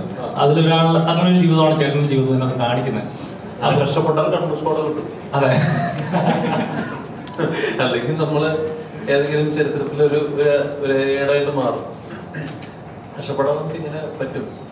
നമ്മുടെ അല്ലെ, അത് കഷ്ടപ്പെടാതെ നമുക്ക് അങ്ങനെ ഒരു പരിപാടി കിട്ടില്ല. ഞാൻ ഒരുപാട് ഈ പറഞ്ഞ പോലെ തന്നെ ഇതിപ്പോ ജോജുവിന്റെ കാര്യങ്ങൾ പലതും ജോജു പറഞ്ഞു. ഇങ്ങനെ 10-20 വർഷം നടന്നായിരുന്നു. ഇപ്പോൾ ജോജുവിന്റെ ഒരു യാത്രയൊക്കെ നമുക്ക് നന്നായിട്ട് അറിയുന്നതാണ്. അപ്പോൾ പുള്ളി ഇപ്പോൾ നമ്മൾ പറയില്ല, ഇപ്പോൾ ഇന്ത്യയിൽ തന്നെ ഏറ്റവും വേണ്ടപ്പെട്ട ക്യാരക്ടർ ആർട്ടിസ്റ്റായിട്ട് മാറി. അപ്പോൾ കമൽ സാർ ഉൾപ്പെടെയുള്ള ആൾക്കാർ ഒരുപാട് നല്ല രീതിയിൽ പ്രശംസിക്കുന്നു. അപ്പോൾ പുള്ളിയോട് നിന്ന് സസ്റ്റെയിൻ ചെയ്ത് പോയതുകൊണ്ടാണ് ഓരോ പ്രൊഫഷനും അതിൻ്റെതായ ബുദ്ധിമുട്ടുണ്ടല്ലോ. അത് നമ്മുടെ സിസ്റ്റവും അതനുസരിച്ച് എപ്പോഴും ഭയങ്കര സപ്പോർട്ടീവുള്ള സിസ്റ്റം ഉണ്ടാവണം. ഇവിടെ നിന്നല്ല, കേരളത്തിൽ നിന്നല്ല, മൊത്തം ഇന്ത്യയിൽ തന്നെ നമ്മൾ നോക്കുന്നുണ്ടെങ്കിൽ എല്ലാ കാര്യത്തിലും നൂലാമാലകളും പ്രശ്നങ്ങളും നമ്മൾ എത്രയോ ആൾക്കാരെ നമ്മളിപ്പോൾ വിജിലൻസ് പൊക്കുന്നു, അവിടെ പൊക്കുന്നു, ഇവിടെ പൊക്കുന്നു, എത്രയോ പേര് നമ്മൾ കാണുന്നു. ലക്ഷക്കണക്കിന് കൈക്കൂലി വാങ്ങിച്ച് നമ്മൾ കാണുന്നു. അപ്പോൾ ഇങ്ങനെയുള്ളവർ തന്നെ നമ്മൾ പലയിടത്തും വരുമ്പോൾ നമുക്ക് ഭയങ്കരമായ ബുദ്ധിമുട്ടും കാര്യങ്ങളൊക്കെ ഉണ്ടാവും. അപ്പോൾ ഇഷ്ടപ്പെട്ടത് കാണുന്നുണ്ടെങ്കിൽ നമ്മൾ കഷ്ടപ്പെട്ട് കാണുമ്പോൾ ചിലർക്ക് അതിന് ഭാഗ്യം ദൈവം കൊടുക്കും. ചിലർക്കത് സസ്റ്റെയിൻ ചെയ്ത് നിന്നെങ്കിൽ ഉറപ്പായിട്ടും ഒരു വിജയം വരിക്കുമെന്ന് തന്നെയാണ്. നമ്മൾ ഹുസൈൻ ബോൾട്ട് ഓടുന്ന 10 സെക്കൻഡ് താഴെയുള്ള സമയം നമ്മൾ കാണുന്നു. അദ്ദേഹം എടുക്കുന്ന പ്രയത്നം ആണ് അദ്ദേഹത്തെ ലോക ചാമ്പ്യൻ ആക്കുന്നത്. അതാണ് ഏറ്റവും ചുരുങ്ങിയ വാക്ക് എനിക്ക് പറയാൻ പറ്റും. അതിനകത്ത് ഒരു നല്ല കൃഷിക്കാരനായിട്ടാണ് കൃഷിയിലൂടെ ശരിക്കും പറഞ്ഞ ഒരു ജീവിതം നിലനിർത്താൻ പറ്റും, ഒരു കുടുംബം പോറ്റാൻ പറ്റും എന്നുള്ള രീതിയിൽ തന്നെയാണ് ആ സിനിമയിൽ കാണിച്ചിട്ടുള്ളത്. അതെ, അതിനിടയ്ക്കും ഈ പറഞ്ഞ പോലെ പുതിയൊരാൾ വരുമ്പോൾ അവരനുഭവിക്കേണ്ടതായ രീതി എന്തൊക്കെ ബുദ്ധിമുട്ടുകളുണ്ട്. ചെറിയൊരു സംരംഭം തുടങ്ങുകയാണെങ്കിൽ തന്നെ കേരളത്തിൽ ബുദ്ധിമുട്ട് എന്തൊക്കെ തരത്തിൽ വരുന്നുണ്ടെന്നുള്ള രീതിയിലൊക്കെ സിനിമ ചർച്ച ചെയ്യുന്നത്. ഇതിപ്പോ അരുൺമയ്ക്ക് കാണിക്കുന്നതിന് മുമ്പ് തന്നെ ശ്രീനിയേട്ടൻ പണ്ട് വൃത്തിക്ക് വരവേൽപ്പിൽ കാണിച്ചിട്ടുണ്ട്, വെള്ളാനാളുടെ നാടിൽ കാണിച്ചിട്ടുണ്ട്, ദാക്ഷാണി ബിസ്ക്കറ്റ്, വെള്ളാനാളുടെ നാട്, മിഥുനും മറ്റേ വരവേൽപ്പും, വെള്ളാനാളുടെ നാടും, വരവേൽപ്പ് അല്ലെ, 3 പടങ്ങളും ഇത് തന്നെയാണ്. ശ്രീനിയേട്ടന്റെ അത് കന്നുള്ളത് തന്നെയാണ്. ഇന്നും വലിയ മാറ്റങ്ങളൊന്നും അങ്ങനെ വന്നതായിട്ട് തോന്നുന്നില്ല. മാറിയാൽ നല്ലത്. അപ്പൊ തന്നെ നമ്മള് നിങ്ങളെല്ലാം വണ്ടി ഓടിക്കുന്നവരാണ്. അപ്പൊ നിങ്ങൾ തന്നെ നോക്കിയാൽ നമുക്ക് മനസ്സിലാവും. അപ്പൊ നമ്മള് ഒരു 10-15 കാറിൽ നോക്കുകയെന്നുണ്ടെങ്കിൽ ശരിക്കും പറഞ്ഞാൽ 10 കാറിൽ 2-3 കാറുകൾ പ്രായമുള്ളവരാണ് ഓടിക്കുന്നത്. ഞാൻ ആലോചിക്കുന്നത് മക്കൾ എവിടെയാണ്. പലരുടെയും നമുക്ക് പരിചയമുള്ള പല ആൾക്കാരുടെയും മക്കളും അല്ലെന്നുണ്ടെങ്കിൽ അനുബന്ധപ്പെട്ട റിലേറ്റീവ്സ് ഉണ്ട്. കുറെ പേര് ജർമ്മനി, കുറെ പേര് UK, ഗൾഫ്. മികച്ച സാമ്പത്തിക വ്യവസ്ഥ ഇവിടെ ഉള്ളതുകൊണ്ടായിരിക്കാം. അതല്ലാതെ നമ്മൾ ഇവിടെയും കുറച്ച് സംരംഭകര് എൻ്റെ സംരംഭങ്ങൾ തുടങ്ങാൻ ഗവൺമെന്റ് ബാക്കി എല്ലാവരും കുറച്ച് പിടിവാശികളും കുറച്ച് വിട്ടുവീഴ്ചകളൊക്കെ ചെയ്ത് കൊടുക്കുകയാണെങ്കിൽ നന്നായിരിക്കും തോന്നുന്നു. ജോലി ചേട്ടാ,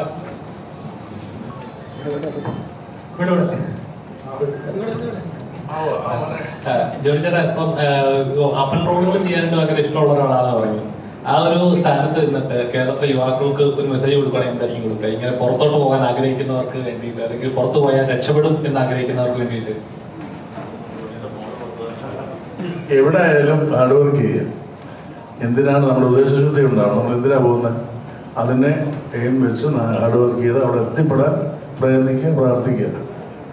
അല്ലാതെ ഞാൻ എന്ത് പറയാനാ? അല്ല, കാരണം ഇപ്പൊ എല്ലാരും ഇപ്പം എഞ്ചിനീയർ ആയാലും ഇന്ന പോലെ, ഡോക്ടർ ആയാലും ഇന്ന പോലെ, അല്ലെങ്കിൽ ഇപ്പൊ ബേസിക്കലി എല്ലാവരും വെളിയിലോട്ട് പോകുന്ന നാട്ടിലെ സിറ്റുവേഷൻ കൊണ്ടായിരിക്കും. ഇപ്പം ഒരു ജോലിക്ക് കയറിയാൽ മാക്സിമം പോയാൽ 10-30 രൂപ കഷ്ടിച്ച് കിട്ടും. പക്ഷെ പുറത്ത് പോയാൽ ചിലപ്പം 1 ലക്ഷം 2 ലക്ഷം രൂപയൊക്കെ ആയിരിക്കും കിട്ടുന്നത്. ഇപ്പം ഫാമിലിയുടെ കാര്യങ്ങൾ തന്നെ മാറും. പക്ഷെ അവരത് തിരിച്ചു വരാറില്ല. അവിടെ തന്നെ സെറ്റിൽ ആവുക, അവിടെ തന്നെ ജീവിതം മുന്നോട്ട് പോകുക എന്നുള്ളൊരു ലെവലിലേക്കാണ് പോകുന്നത്. അപ്പം ഇനിയുള്ള തലമുറയായാലും അങ്ങനെ ഒരു സിറ്റുവേഷനിലേക്ക് വന്നു കഴിഞ്ഞാൽ ഇവിടെ ആരും ഉണ്ടാവത്തില്ല എന്നൊരു മെസ്സേജ് അതിനകത്ത് പറയുന്നുണ്ടായിരുന്നു. ശരിക്കും അങ്ങനെ ഒരു സിറ്റുവേഷൻ തന്നെയല്ലേ കേരളം ഫേസ് ചെയ്യുന്നത്? കേരളം, ഞാൻ പറഞ്ഞത് ഇപ്പൊ ഇവിടുന്ന് അവിടെ പോയി കഴിയുമ്പോൾ എന്താ സംഭവിക്കുന്നത് ചോദിച്ചാൽ, ഇപ്പൊ ഒരു കുട്ടി അവിടെ നേഴ്സാണ്, അവൾ ഇവിടുത്തെ ഒരു കൊള്ളാവുന്ന ഒരു IT-കാരനെ ഒരു കല്യാണം കഴിച്ചിട്ട് അവർ രണ്ടുപേരും കൂടെ അവിടെ പോയി പെർമനന്റ് വിസയാവും, അവർക്ക് വീടാവും, സിറ്റിസണാവും. അവരെന്ത് ചെയ്യുമെന്ന് വെച്ചാൽ ഒരു വീട് മേടിക്കും. പിന്നെ ആ വീട് ലോൺ അടച്ചതിന് മിനിമം ഒരു 55 വയസ്സാവും. അപ്പോഴേക്കും 3-4 പിള്ളേരൊക്കെ ആവും, അവരുടെ പഠിപ്പിന്. പിന്നെ 2 പേരെ പറ്റുമെങ്കിൽ വീട്ടിൽ കൊണ്ട് വല്യമ്മച്ചിലെ വല്യമ്മൻ്റെ കൊണ്ടൊക്കെ ആക്കും. അപ്പോൾ അവർക്ക് ഒരു അവസാനം ആരംഭി കുട്ടികളെ കൊണ്ട് സ്കൂളിൽ വിടുക. ഇങ്ങനെ ഒരു മൊത്തത്തിലൊരു ചമ്പതിൽ ഒരു സൈക്കിളൊക്കെയാണ് നടക്കുന്നത്. അത് നമുക്കൊരിക്കലും എന്താ പറയുക, നമ്മുടെ ഇതായി പോയി. അത് ആസ്വദിക്കുന്നവരുണ്ടാകും. അല്ലാതെ ഞാൻ ചോദിക്കുന്നത് എങ്ങനെയാണ് ഇപ്പം ഇത്രയും പേർക്ക് ഇവിടെ ജോലി കൊടുക്കാൻ ഇവിടെ സാധിക്കുന്നുണ്ടോ? ഇല്ല. അപ്പം നമുക്കതിനുള്ള അതാണ് പറഞ്ഞ ആ രീതിയിലേക്ക് നമ്മുടെ മൊത്തത്തിൽ കാര്യങ്ങൾ വളരണം. ആ രീതിയിലേക്കുള്ള വളർച്ചയിലേക്ക് നമ്മുടെ നാടെത്തണം. അതിനുള്ള യാത്രയിലാണ്. പക്ഷെ ഞാൻ പറഞ്ഞത് എത്തിയാൽ നമുക്ക് നിൽക്കാൻ പറ്റും. ഇവിടെ വിട്ട് പോകണമെന്ന് എന്തായാലും നമുക്ക് നാട് വിട്ടു പോയി ഇവിടെ ഒന്നും വേണ്ട. ശരിയാവിൽ നിന്ന് ഞാൻ ആരും പോകുന്നവരുണ്ടല്ല. അവിടെ ചെന്നാലും ബെറ്റർ സൗകര്യം, നല്ല സാലറി, നമുക്ക് നമ്മൾ ഒരാൾ പോയി പണ്ടൊക്കെ കഴിഞ്ഞാൽ ഒരു ഗൾഫിലേക്ക് ഒരാൾ പോകുമ്പോൾ 2-3 പെങ്ങന്മാരുണ്ടാകും. അവരെ കെട്ടിച്ചേക്കണം, അനിയന്മാരെ പഠിപ്പിക്കണം. അങ്ങനെ ഒരുപാട് ഉത്തരവാദിത്തങ്ങളാണ്. ഒരൊറ്റ ഒരാളാണ് പോയിട്ടൊരു വീട് രക്ഷിക്കുന്നത്, ഇല്ലേ? അങ്ങനെ ഇന്ന് അങ്ങനല്ല. ഇന്ന് 2 പേരെ ഉള്ളെങ്കിൽ 2 പേരെയും വിടുക. ഈ പണ്ടൊക്കെ നമ്മൾ പറയാമല്ലോ, ഒരു ചേട്ടനുണ്ട്, ജോസൂട്ടി എന്തായാലും ഇറക്കാൻ അറിയാം, 3 പെങ്ങന്മാരെ കെട്ടിച്ചയച്ചു, മറ്റേ ഡ്രൈവറാണ്, എന്നിട്ട് പോലും അവനിതെല്ലാം ചെയ്തത് നമ്മൾ കേട്ടിട്ടില്ലേ? പക്ഷെ ഇപ്പൊ എങ്ങനെ? ഇപ്പൊ 2 പേരുണ്ടെങ്കിൽ 2 അപ്പനും അമ്മയ്ക്കും ജോലി ഉണ്ടാവും, എന്നാലും 2 പേരും പുറത്തോട്ട് വിടും. നമ്മളൊന്നും വേറൊരു മാർഗം ഇല്ലാത്തതുകൊണ്ടാണ് അന്നൊക്കെ അല്ലേ ഓരോരുത്തർ പുറത്ത്. ഇന്ന് മാർഗം ഉണ്ടെങ്കിൽ എല്ലാവരും പുറത്തു പോയാൽ മതി എന്നൊക്കെ തീരുമാനിച്ചേക്കുക. അതിൻ്റെ ഒരു കുഴപ്പമുണ്ട്. എനിക്ക് സത്യം ഞാൻ തുറന്നു പറയാം, എനിക്ക് ഇവിടെ നിൽക്കാൻ നല്ല താല്പര്യം. പിന്നെ ഒരിക്കലും പിള്ളേർ അവിടെ പോയി പഠിക്കരുതെന്ന് ഞാൻ പറയുന്നില്ല. അവിടെ പോയി നല്ലൊരു യൂണിവേഴ്സിറ്റി പഠിച്ചു. പക്ഷെ അവർ പഠിച്ചതിൻ്റെ ഗുണം കിട്ടേണ്ടത് നമ്മുടെ നാടിനാണ്. അവരിവിടെ വന്ന് നല്ല ഉദ്യോഗം ചെയ്യണം. ആ ഇത് വെച്ചിട്ടല്ലേ?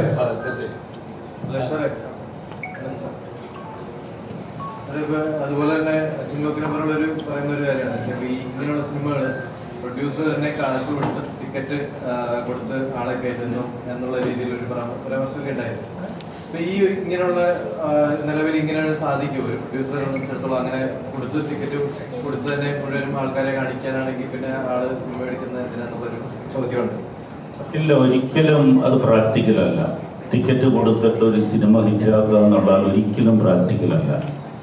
അപ്പൊ അങ്ങനെ ഏതെങ്കിലും ഒരു സിനിമ ഹിറ്റായതായിട്ട് കേട്ടിട്ടുണ്ടോ? പക്ഷെ ചില കാര്യങ്ങളുണ്ട്, ഇപ്പൊ നിങ്ങൾക്ക് എല്ലാം അറിയാവുന്ന കാര്യങ്ങളാണ്. ഇപ്പോഴത്തെ ഒരു പണ്ടത്തെ ഞാൻ 95 സിനിമ എടുത്തതാണ്. 95 മുതൽ ഒരു ഗ്യാപ്പ് ഇട്ടിട്ട് സിനിമയിൽ വന്നത്. അപ്പം കാലഘട്ടങ്ങൾ മാറിയിട്ടുണ്ട്. അപ്പം ഇപ്പോൾ ചിലർ ചെയ്യുന്നുണ്ട് ചില പ്രൊമോഷന്റെ ഭാഗമായിട്ട്. ഇപ്പം ഇപ്പം നിങ്ങൾക്കറിയാം, ഞങ്ങൾ ഈ പ്രൊമോഷന്റെ ഭാഗമായിട്ട് ഒരു പാസ്പോർട്ട് ആൻഡ് ബോർഡിംഗ് പാസ് ഒരു കൺസെപ്റ്റ് കൊടുത്തിരുന്നു. അപ്പം നിങ്ങളൊക്കെ അത് കണ്ടതാണ്.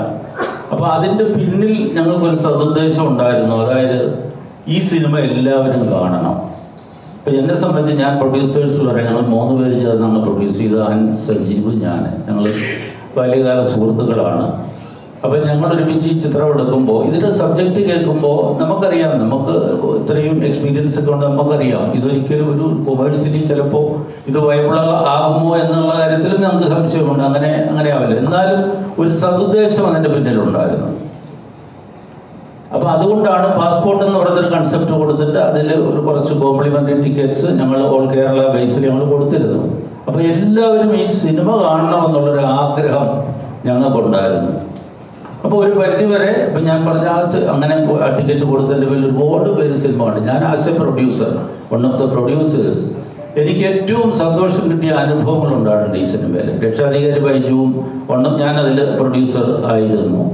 അപ്പം അതിലും ഇതുപോലെ ഇത് കിട്ടിയെങ്കിലും അതിലും വലിയ ഒരു എനിക്കൊരു ഈ സിനിമയിലൂടെ എനിക്കൊരു സന്തോഷമുണ്ടായി. അതായത് ഞാനൊരു 3-4 തിയേറ്ററുകളിൽ ഈ സിനിമ ആളുകളോടൊപ്പം ഇരുന്ന് ഞാൻ കണ്ടു. പക്ഷെ ഈ സിനിമയ്ക്ക് എനിക്ക് കിട്ടുന്ന അനുഭവം എന്ന് പറഞ്ഞാൽ എല്ലാ തിയേറ്ററുകളിലും സിനിമ കഴിയുമ്പോൾ ആളുകൾ എഴുന്നേറ്റ് നിന്ന് കൈയടിച്ചൊരു അനുഭവം ഉണ്ടായി. ഇപ്പം ഞങ്ങൾ തിരുവനന്തപുരത്ത് ഒരു ഷോ നടത്തി. പൊളിറ്റിക്കൽ ഫിഗേഴ്സും അവിടുത്തെ പ്രധാനപ്പെട്ട ഓൾമോസ്റ്റ് ഫുള്ളായിരുന്നു ഏരീസ് ഫ്രണ്ട്സിൽ. ഇതേ അനുഭവമായിരുന്നു. എല്ലാവരും എഴുന്നേറ്റ് നിന്ന് കൈയടിച്ചിട്ട് കൈ തന്നു, വെൽ ഡൺ, നല്ലൊരു ജോബ് എന്നുള്ള രീതിയിൽ ആ ഒരു അപ്രീഷിയേഷൻ കിട്ടുന്നത് പണത്തെക്കാൾ ഉപരിയാണ്. അതുപോലെ വരുന്ന കോൾസ് പുറത്തുനിന്നും എല്ലായിടത്തും നമ്മളെ അപ്രീഷിയേറ്റ് ചെയ്തുകൊണ്ട് കോൾസ് വരാറുണ്ട്. അപ്പം അത് നമ്മളെ സംബന്ധിച്ച് വളരെ സന്തോഷമാണ്. ജോണി ചേട്ടാ, ഒരു നല്ലൊരു കലാകാരൻ കൂടിയാണ്. സമൂഹത്തിൽ ഒരുപാട് നല്ലൊരു സിനിമ എന്താ പറയുക, ഒരു ഹാസ്യത്തിലൂടെ ആണെങ്കിലും ഒരുപാട് ചിരിപ്പിക്കുകയും ചിന്തിക്കുകയും ചെയ്ത ഒരു കലാകാരനാണ് താങ്കൾ. ആ ഒരു നിലയിൽ ഞാൻ ചോദിക്കുകയാണ്, ഇപ്പം ബേസിക്കലി ഇപ്പം നടന്നുകൊണ്ടിരിക്കുന്ന കാര്യങ്ങളല്ല, ഒരു ആവിഷ്കാര സ്വാതന്ത്ര്യം പോലും ഇല്ലാത്തൊരു നാട്ടിലാണ് ഇപ്പോൾ ജീവിക്കുന്നത്. പറയുമ്പോൾ എല്ലാ സ്വാതന്ത്ര്യവും ഉണ്ട്, എന്നാൽ നിങ്ങൾക്ക് ചെയ്യാനുള്ള ചെയ്യാൻ, നിങ്ങളുടെ അഭിപ്രായങ്ങൾ രേഖപ്പെടുത്താം എന്ന് പറയുമ്പോഴും പുറമെ അങ്ങനൊരു ഡയലോഗേ ഉള്ളൂ, അല്ലെങ്കിൽ ഒരു കാര്യത്തോട് എടുക്കുമ്പോഴേക്കും നേരെ മറിച്ചായിരിക്കും സംഭവിക്കുന്നത് പല കാര്യങ്ങളും. ഇപ്പം ഈ സിനിമയുടെ കേസിൽ തന്നെ എടുക്കുകയാണെങ്കിൽ റീസെൻ്റ് ആയിട്ട് സിനിമ റിലീസാകാൻ പോയപ്പോഴും അതിൻ്റെ ഒരു പേരിൻ്റെ പേരിൽ സെൻസർഷിപ്പ് നഷ്ടപ്പെട്ടുകൊണ്ട് ഇഷ്യൂസ് നടക്കുന്നതാണ്. അപ്പം ശരിക്കും ഒരു കലാകാരനെ സംബന്ധിച്ച് അല്ലെങ്കിൽ ഒരു മേക്കറെ സംബന്ധിച്ച് ഈ ചലഞ്ചസ് എങ്ങനെയാണ്? ഇപ്പോൾ പണ്ടത്തെ പോലെ ഒരു സിനിമ പ്രേക്ഷകരിലേക്ക് എത്തിക്കണമെങ്കിൽ എന്തൊക്കെ കടമകളാണ് കിടക്കുന്നത്? എനിക്ക് തോന്നുന്നു ഈ നമ്മൾ പണ്ട് പേരുകൾ ഇടുമ്പോൾ എനിക്ക് തോന്നുന്നു എന്താണ് അതിൻ്റെ ഇഷ്യൂ ആയതെന്ന് എനിക്ക് കറക്റ്റായിട്ട് അറിയില്ല. എന്താണ് ജാനകി എന്നുള്ള പേര്, അല്ലാതെ സീതാദേവിയുടെ പേരായതുകൊണ്ടാണ് അല്ലേ? അപ്പം നമ്മൾ പണ്ട് പോലെ നമുക്കറിയാം, ഇപ്പം എല്ലാ മതത്തിലും ഈ ദൈവങ്ങളുടെയോ പുണ്യാക്കന്മാരുടെയൊക്കെ പേരായിരിക്കും എഴുതുക അല്ലേ? ഇപ്പോൾ ഇവിടെ എല്ലാം അല്ലേ, മേരി, ഈശോ, അങ്ങനെ ഒരുപാട് പേരുകളുണ്ട്. ക്രിസ്ത്യനില്ല, മറ്റേ ഉണ്ണികൃഷ്ണൻ, ഗോപാലകൃഷ്ണൻ, അങ്ങനെ ഒരുപാട് ഉണ്ട്. എനിക്കൊന്ന് മലയാളത്തിൽ ഇതുവരെ ചെയ്തേക്കുന്ന എല്ലാ പടങ്ങളിലും ലാലേട്ടനായാലും മമ്മൂക്കയായാലും ചെയ്തേക്കുന്ന എല്ലാ വേഷങ്ങളിലും ഒരു ദൈവത്തിൻ്റെ പേര് തന്നെ, അല്ലെങ്കിൽ ദൈവത്തിൻ്റെ ആളുകളുടെ പേര് തന്നെ. ഞാനും ഒരു ദൈവത്തിൽ ജോണി എന്നൊക്കെ ആയി ഫ്രാൻസിസ് എന്ന എൻ്റെ ഉപേക്ഷനായി. അപ്പോൾ അല്ലേ, അപ്പം ഇത് നമുക്ക് ഇടാൻ പറ്റില്ല എന്ന് പറഞ്ഞ സാഹചര്യം ഭയങ്കര കുഴപ്പമാണ്. അപ്പം അങ്ങനെയുള്ളടത്ത് എനിക്ക് തോന്നുന്നു ബിജു, അരുൺ, റോണി, അങ്ങനെയുള്ള പേരുകളുണ്ടല്ലോ. അങ്ങനെ പേരുകൾക്ക് വേണ്ടിയുള്ള ഒരു സൈറ്റിന് തുടങ്ങും. ഇവരുടെ ഒന്നും അല്ലാത്ത പേരുകൾ, സെൻസർ സർട്ടിഫിക്കറ്റ് കിട്ടുന്ന പേരുകൾ എന്ന് പറഞ്ഞൊരു സൈറ്റ് തുടങ്ങും. നമ്മളിതിനെയൊക്കെ നമ്മളെന്താ പറയുക, ക്യാൻസർ വന്നു കഴിഞ്ഞിട്ട് എങ്ങനെയാണെന്ന് ചോദിച്ചാൽ എന്താ പറയുക, ഒന്ന് കീമോ ചെയ്യണം, അല്ലെ കരിക്കണം, അല്ലെ മരിക്കണം, അത്രയേ ഉള്ളൂ. അനുഭവിക്കുക, വേറെ ഒന്നും പറയാതിരിക്കില്ല, ചിന്തിക്കുക, പ്രതികരിക്കുക, അല്ല എന്നാ പറയണം. പക്ഷെ അവർ തന്നെ ആരായാലോ ഭാര്യയായിട്ട് വലിയ പ്രവർത്തിക്കുന്നവർ തന്നെ ചിന്തിക്കണം. അല്ലെങ്കിൽ വലിയ കുഴപ്പമല്ലേ, ഭയങ്കര പഠനത്തിലല്ലേ. എന്തായാലും അരുണും പ്രോണിയൊക്കെ സേഫാണ്. ഓക്കെ. എപ്പോഴും തോന്നിയിട്ടുണ്ട് അങ്ങനെ ഒരു കാര്യം, ഈ പറഞ്ഞ പോലെ ഇനിയിപ്പോ പേരിടുമ്പോൾ പോലും 10 തവണ ചിന്തിക്കേണ്ട അവസ്ഥയിലോട്ട് പോന്നു കഴിഞ്ഞാലേ കഥാപാത്രത്തിന്.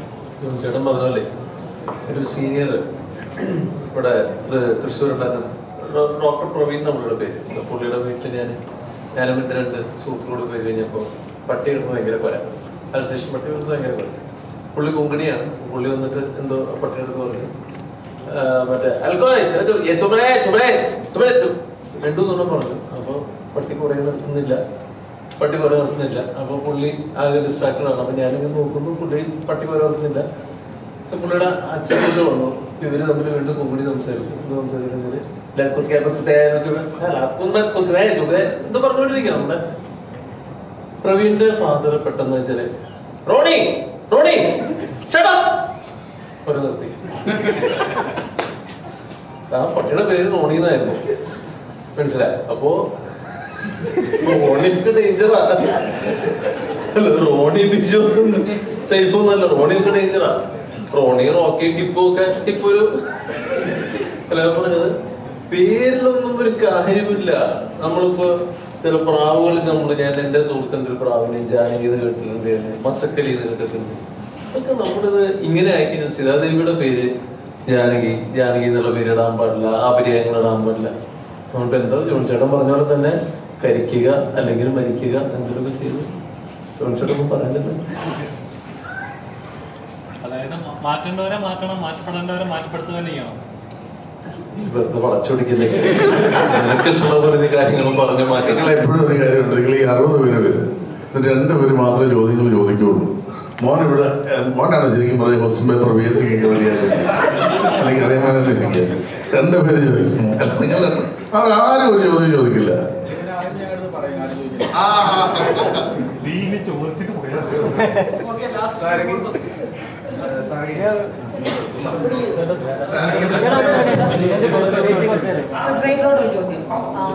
ഓരോ കേരളീയനും ഓരോ ഭാരതീയനും കാണാൻ ഇഷ്ടപ്പെടുന്ന, സ്വപ്നത്തിൽ മാത്രം പ്രതീക്ഷിക്കുന്ന ഒരു സീൻ ഉണ്ടായിരുന്നു. ക്ലൈമാക്സ് സീനും ഇൻട്രോ സീനും അത് തന്നെയായിരുന്നു. ആ തോട്ടിലേക്ക് എങ്ങനെയാണ് വന്നത്? അല്ല, നമ്മള് ഇങ്ങനത്തെ ഒരു സബ്ജക്ട് പറയുമ്പോൾ നമ്മളൊരു ഫാമിലിയിൽ ഒരു അപ്പൻ മകൻ്റെ അടുത്ത് കഥ പറഞ്ഞു തുടങ്ങി അതൊരു വീട്ടിൽ നിന്ന് ഒരു സൊസൈറ്റിയിലേക്കാണ് നമ്മുടെ സബ്ജക്ട് എത്തുന്നത്. അറിയാലോ, ടോണി എന്നാണ് ആ ക്യാരക്ടറിന്റെ പേര്. അയാൾക്ക് അറിയാവുന്ന ആകെയുള്ള കാര്യം എൻ്റെ അപ്പനെ കൊണ്ട് എൻ്റെ ആഗ്രഹം സമ്മതിപ്പിക്കുക എന്ന് മാത്രമേ ഉള്ളൂ. അത് സമ്മതിച്ചു കഴിഞ്ഞാൽ ഈ ലോകത്തെ എല്ലാമായി എന്നാണ് ആ ക്യാരക്ടർ ചിന്തിക്കുന്നത്. പക്ഷെ അയാൾ ചിലപ്പോൾ അപ്പൻ ഒരു പക്ഷേ ഇദ്ദേഹത്തിനെ പുറത്തോട്ട് വിടാൻ നിർബന്ധിക്കുന്നത് ആളുടെ എക്സ്പീരിയൻസ് ആണ് ലൈഫില്. ഇവിടെ ഇങ്ങനെയുള്ള കുറെ ഇഷ്യൂസ് ഒക്കെ ഉണ്ട്, ഈ പ്രശ്നങ്ങളൊന്നും നേരിടാനുള്ള കഴിവൊന്നും എനിക്കില്ല എന്നുള്ള ഉൾബോധ്യം പുള്ളിക്ക് നേരത്തെ ഉള്ളതുകൊണ്ടായിരിക്കും അവനവിടെ പോയി രക്ഷപ്പെടട്ടെ എന്ന് വിചാരിക്കുന്നത്. പക്ഷെ അവനെ സംബന്ധിച്ച് അവന്റെ ഇഷ്ടം അപ്പൻ അംഗീകരിച്ചു കഴിഞ്ഞാൽ എല്ലാമായി എന്നൊരു തോന്നലാണ്. അവിടെ നിന്ന് അവനവന്റെ സുഹൃത്തുക്കളും കൂടി ഇതുപോലത്തെ ഒരു സംരംഭം, നേരത്തെ പറഞ്ഞ വരവേൽപ്പായാലും ഒരുപാട് സിനിമകളുണ്ട്. എല്ലാവരും മോശക്കാരെന്നല്ല പറഞ്ഞത്. അപ്പൊ ഇന്നലെ നമ്മുടെ മുൻ MP ശ്രീ AM ആരിഫ് ഒരു പോസ്റ്റ് ഇട്ടുണ്ട്, നിങ്ങൾ എത്ര പേര് കണ്ടു എന്നറിയില്ല. അതിൽ അദ്ദേഹം വ്യക്തമായിട്ട് പറയുന്നുണ്ട് പല ട്രേഡ് യൂണിയനുകൾ പല ആളുകൾ ഇതുപോലെ ബുദ്ധിമുട്ടിച്ചിട്ടുണ്ട്.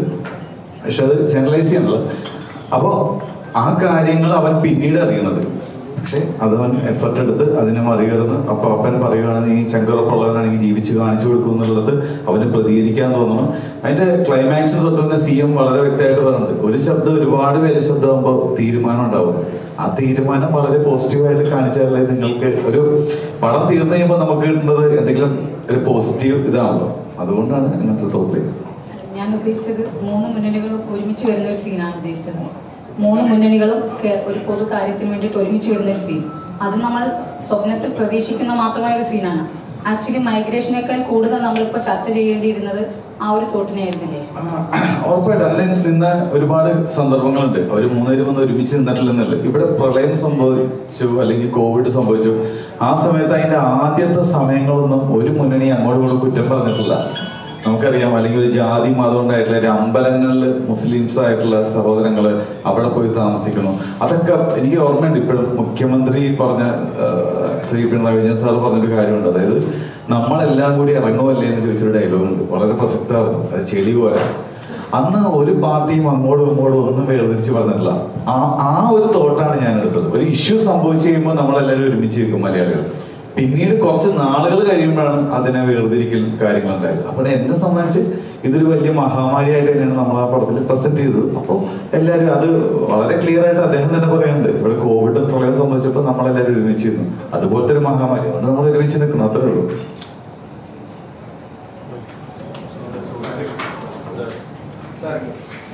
നിലവിലിപ്പം നിങ്ങളുടെ ഈ ഏജിലുള്ള ഒരു യുവാക്കൾ അനുഭവിക്കുന്ന പ്രശ്നങ്ങളാണ് മെയിനായിട്ട് ഇതിനകത്ത് ചർച്ച ചെയ്തത്. ഒരുപക്ഷെ നിങ്ങൾക്ക് അത് കൂടുതലായിട്ട് അത് എത്രത്തോളം മനസ്സിലാക്കാൻ പറ്റിയെന്നുള്ളത് നിങ്ങളുടെ കൂട്ടുകാരും അതുപോലെ തന്നെ നിങ്ങളുടെ ഒപ്പമുള്ളവരും ഒക്കെ പറഞ്ഞ് കേട്ടിട്ടുണ്ടാവുക. എന്താണ് അതിനെക്കുറിച്ചുള്ള ഒരു അഭിപ്രായം വന്നത്? ഞാൻ എൻ്റെ കാര്യം പറയുവാണെങ്കിൽ ഞാൻ പഠിച്ചത് BSc ഫിസിക്സ് ആയിരുന്നു. പക്ഷെ ഞാനിപ്പോൾ ചെയ്യാൻ ആഗ്രഹിക്കുന്ന ഒരു പ്രൊഫഷൻ ഭയങ്കര ഡിഫറെൻ്റ് ആണ്. അപ്പോൾ എനിക്ക് ഒരു കൺഫ്യൂസ് സ്റ്റേറ്റ് ഉണ്ടായിരുന്നു, എങ്ങനെ ഈ ഒരു ഇതിൽ നിന്ന് എനിക്കിഷ്ടമുള്ള ഒരു പ്രൊഫഷൻ എങ്ങനെ ചൂസ് ചെയ്ത് അതിലെങ്ങനെ എസ്റ്റാബ്ലിഷ് ആവും എന്നൊക്കെ ഒരു കൺഫ്യൂഷൻ ഉണ്ടായിരുന്നു. പക്ഷെ എന്നെ സംബന്ധിച്ച് എൻ്റെ ഫാമിലി എന്നെ ഭയങ്കരമായിട്ട് സപ്പോർട്ട് ചെയ്തതുകൊണ്ട് എനിക്ക് കാര്യങ്ങൾ കുറച്ചുകൂടി എളുപ്പമായി. പക്ഷെ എനിക്കറിയാവുന്ന പലരുമുണ്ട്, അവരുടെ ഇഷ്ടങ്ങൾ അവർക്ക് പെർസ്യൂ ചെയ്യാൻ പറ്റാതെ വീട്ടുകാരുടെ നിർബന്ധത്തിന് അനുസരിച്ച് വഴങ്ങുന്ന കുറെ കുട്ടികൾ ഞങ്ങളുടെ ജനറേഷനിലുണ്ട്. അപ്പോൾ അങ്ങനെ ആ ഒരു പോപ്പുലേഷനെയാണ് നമ്മൾ ആ സിനിമയിൽ ആ യൂത്തിനെ റെപ്രസെന്റ് ചെയ്തേക്കുന്നത്. അതായത് സ്വന്തം കാലിൽ നിന്ന് അവരിഷ്ടപ്പെടുന്ന ഒരു പ്രൊഫഷൻ ചെയ്ത് അവരാഗ്രഹിക്കുന്ന സ്ഥലത്ത് സെറ്റിൽ ആവാൻ ആഗ്രഹിക്കുന്ന ഒരു കൂട്ടം ചെറുപ്പക്കാർ. പക്ഷെ കുറച്ച് ഫോൾസ്, സത്യം പറഞ്ഞാൽ മിസ്കൺസെപ്ഷൻസ്, പുറത്തു പോയാൽ രക്ഷപ്പെടുള്ളൂ എന്ന് കുറച്ച് മിസ്കൺസെപ്ഷൻസ് ഉണ്ട്. അങ്ങനെയല്ല, പുറത്തു പോയാൽ മാത്രമേ രക്ഷപ്പെടുള്ളൂ എന്നല്ല. പുറത്തു പോയി രക്ഷപ്പെട്ടവരുണ്ടാവാം, രക്ഷപ്പെടാത്തവരുമുണ്ട്. ആ ഒരു റിയാലിറ്റിയാണ് നമ്മൾ ആക്ച്വലി ആ സിനിമയിൽ കാണിക്കാൻ ഉദ്ദേശിക്കുന്നത്. അപ്പോൾ ആ ഒരു യൂത്തിന് ആ ഒരു റിയാലിറ്റി ചെക്ക് ആവശ്യമാണ്. സത്യം പറഞ്ഞാൽ നമ്മൾ ഈ ഇൻസ്റ്റഗ്രാമിലും വാട്സാപ്പ് സ്റ്റാറ്റസും അതിൽ കാണുന്ന പോസ്റ്റിലും ഫോട്ടോസിലും അതല്ല സത്യം, അതല്ല യാഥാർത്ഥ്യം. അതിന്റെ പിന്നിൽ ഒരുപാട് കഷ്ടപ്പാടുകൾ ഉണ്ടാവും. പക്ഷെ അത് പലരും പുറത്തു പറയാത്തതാവാം. പക്ഷെ ഇപ്പോഴത്തെ പല കുട്ടികളും അവരുടെ ഇൻസ്റ്റാഗ്രാം പടങ്ങളൊക്കെ കണ്ടിട്ട് അവിടെ ഭയങ്കര ജോളി, ഭയങ്കര ഫൺ, എന്റർടൈൻമെന്റ് എന്നുള്ളൊരു മിസ്കൺസെപ്ഷന്റെ പുറത്ത് പല തീരുമാനങ്ങൾ എടുക്കുന്നുണ്ട്. അപ്പോൾ അതിനെയാണ് എനിക്ക് തോന്നുന്നു ആ യൂത്ത് എന്ന നിലയിൽ, ഒരു ചെറുപ്പക്കാരെന്ന നിലയിൽ നമ്മൾ മനസ്സിലാക്കേണ്ട കാര്യം. ഇല്ല, എനിക്കിത് ഒരു സിറ്റുവേഷൻ വന്നതാണ്. US ഇതേപോലെ ഞാനൊരു ഡാൻസറാണ്. അപ്പോൾ അവിടെ ഒരു ഇൻസ്റ്റിറ്റ്യൂഷനിൽ പഠിപ്പിക്കാനായിട്ട് ഒരു ഡാൻസ് ഇൻസ്ട്രക്ടറായിട്ട് എനിക്കൊരു ഓഫർ വന്നു. പക്ഷെ ആ സമയത്താണ് ഞാൻ UK ഓഡിഷൻ കൊടുക്കുമ്പം എന്നെ സംബന്ധിച്ച് അതൊരു ഐറണിയാണ്. ഞാൻ പ്ലേ ചെയ്ത ക്യാരക്ടറും എൻ്റെ റിയൽ ലൈഫിലുണ്ടായ ഇൻസിഡൻറ്റും ഭയങ്കരമായിട്ട് കണക്റ്റഡ് ആണ്. സോ കിട്ടിയാലും ഞാൻ പോവുമായിരിക്കാം, പക്ഷെ ഞാൻ അവിടെ അങ്ങനെ സെറ്റിൽ ആവാനല്ല ഉദ്ദേശിക്കുന്നത്.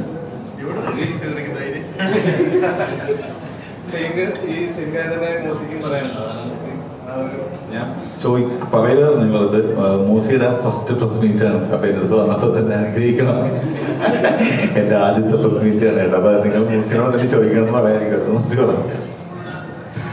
അല്ല, എനിക്കിതേപോലെ 2019 കൊറോണക്ക് മുന്നേ ഒരു നല്ല ഓഫർ വന്നതാ UK. അവിടെ ബ്രൈറ്റൺ എന്ന് പറഞ്ഞ സ്ഥലത്ത് എൻ്റെ ഒരു സുഹൃത്തുണ്ട്. അവൻ എന്നോട് പറഞ്ഞാൽ ഒന്നും നോക്കണ്ട, നീ ഓക്കെ ആണെങ്കിൽ നമുക്ക് ഇവിടെ പൊളിക്കാമെന്ന് പറഞ്ഞിട്ടാണ് അവൻ എന്നെ വിളിച്ചത്. പക്ഷെ സിനിമയായിരുന്നു എൻ്റെ ആഗ്രഹം. എൻ്റെ 2017 എൻ്റെ ക്യൂവിന് ഇറങ്ങി. പിന്നെ 2019 മുതൽ നമ്മൾ ഞാനും അശ്വിനും അനുരാഗം എന്ന് പറഞ്ഞൊരു സിനിമയുടെ പരിപാടിയിലാണ്. ആ സിനിമ 2020 സംഭവിക്കേണ്ടതായിരുന്നു, അത് 2023 പിന്നെ റിലീസായിരുന്നു. പിന്നെ എനിക്ക് പുറത്തോട്ട് പോകാൻ ഒരു ആഗ്രഹമില്ല. എനിക്ക് ഇവിടെ നിന്നാൽ മതി. എനിക്കിപ്പോ എന്താ പറയാ, ഞാൻ എൻ്റെ 18, 19 എത്ര അടവുകയാണെങ്കിൽ ഞാൻ ശ്രമിച്ച അവസാനം ഇവിടെ ഒരു രക്ഷയില്ല എന്ന ഓപ്ഷൻ വന്നാൽ ഞാൻ അവസാനം ഓക്കെ എന്നാ പിന്നെ അവിടെ പോയാലേ രക്ഷയുള്ളൂ എന്ന മൊമെന്റിലേ ഞാൻ അങ്ങോട്ടേക്ക് പോകത്തുള്ളൂ. ഇവിടെ അവസാന ചോദ്യമാണ്, ഇപ്പം ഒരു പ്രൊഡ്യൂസർ എന്ന നിലയിൽ ഇപ്പം ഒരു സിനിമ നിർമ്മിക്കുമ്പോൾ ഉറപ്പായിട്ടും തിരിച്ചതിന്റെ ലാഭം കിട്ടുക എന്നൊരു ബിസിനസ് ഭാവോടെ ഉണ്ടാവും. അപ്പോൾ ഇങ്ങനെ ഈ ഒരു സിനിമ ചിലപ്പോൾ വിജയിക്കാം, തോൽക്കാം, എന്ത് വേണം വെച്ചിട്ടുണ്ടാവും. പക്ഷേ ഇതേപോലത്തെ സബ്ജക്റ്റുകളാണ് പ്രേക്ഷകരിലേക്ക് കൂടുതൽ എത്തിക്കേണ്ടത് എന്നൊരു കാര്യമുണ്ട്. ഇതേപോലത്തെ സബ്ജക്റ്റുകളാണ് കൂടുതൽ ചെയ്യാൻ താല്പര്യം, ഒരു കൊമേഴ്ഷ്യൽ എലമെന്റ് എന്നുള്ളിൽ കൂടുതൽ. തീർച്ചയായിട്ടും ഞാനത് ഇതിനു മുമ്പ് നടന്ന പല ഇന്റർവ്യൂവിലും ഞാനത് പറഞ്ഞു. ഒരു സിനിമ എന്ന് പറയുന്നത് അതൊരു ശരി, ഓഫ്കോഴ്സ് ഇതൊരു ബിസിനസ് ആണെന്ന് ഞാൻ പറയില്ല. നമ്മൾ മുടക്കുന്ന മുതൽ തിരിച്ചു കിട്ടണമെന്ന് പ്രതീക്ഷിക്കും. അതിലുപരി നമ്മൾ കൊടുക്കുന്ന ഈ ഒരു പ്രൊഡക്റ്റ്, ഇത് പ്രൊഡക്റ്റ് ആയാലും അല്ലെങ്കിൽ ഇപ്പോൾ സിനിമയാകുമ്പോൾ അത് കണ്ടിട്ട് ആളുകൾ നല്ലത് പറയുമ്പോൾ കിട്ടുന്നൊരു സന്തോഷമുണ്ട്. അപ്പം അത് എന്നെ സംബന്ധിച്ച് ഞാനതിൽ വളരെ മുൻതൂക്കം കൊടുക്കുന്ന ഒരാളാണ്. സിനിമ ഒരു ബിസിനസ്സായിട്ട് ഞാൻ കാണുന്നേ ഇല്ല. ഞാൻ അതുകൊണ്ടാണ് ഇപ്പോൾ 2017 രക്ഷാധികാരി ബൈജു ചെയ്തത്. അതിനുശേഷം ഇങ്ങനെ ഒരു സബ്ജക്റ്റ് വന്നു, എനിക്കത് ഇഷ്ടപ്പെട്ടു, ഞങ്ങൾ ഡിസ്കസ് ചെയ്തു ഒരു സബ്ജക്റ്റ്.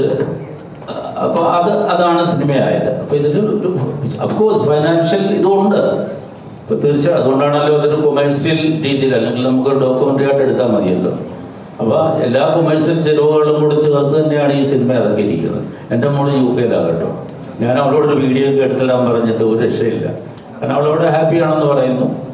ഓക്കെ, ഇപ്പം ഞാനീ പറഞ്ഞപ്പോൾ നമ്മളിപ്പോൾ ഇവിടെ നമ്മൾ പറഞ്ഞ പല കാര്യങ്ങളിൽ ഇപ്പം ഇവിടെ എന്തുകൊണ്ടൊരു ഇത് കണ്ടെത്തിക്കൂടാന്ന് പറഞ്ഞപ്പോൾ മനോരമയുടെ ഇന്നോവേറ്റ് എന്ന് പറഞ്ഞ പ്രോഗ്രാം നടക്കുന്നുണ്ട്.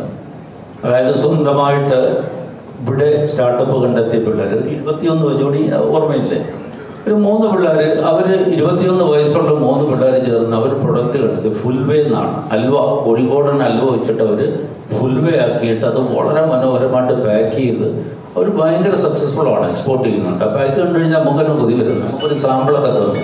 ഞങ്ങൾ അവരുമായിട്ട് ഈ കൺസെപ്റ്റുമായിട്ട് ചേരുന്നതുകൊണ്ട് അവരുമായിട്ട് ചേർന്ന് നമ്മൾ ഗ്രൗണ്ട് ക്ലാസ്സിൽ വെച്ചിട്ട് ഒരു പ്രോഗ്രാം നടത്തിയിരുന്നു. അതിപ്പോൾ എപ്പിസോഡുകളായിട്ട് വരുന്നുണ്ട്.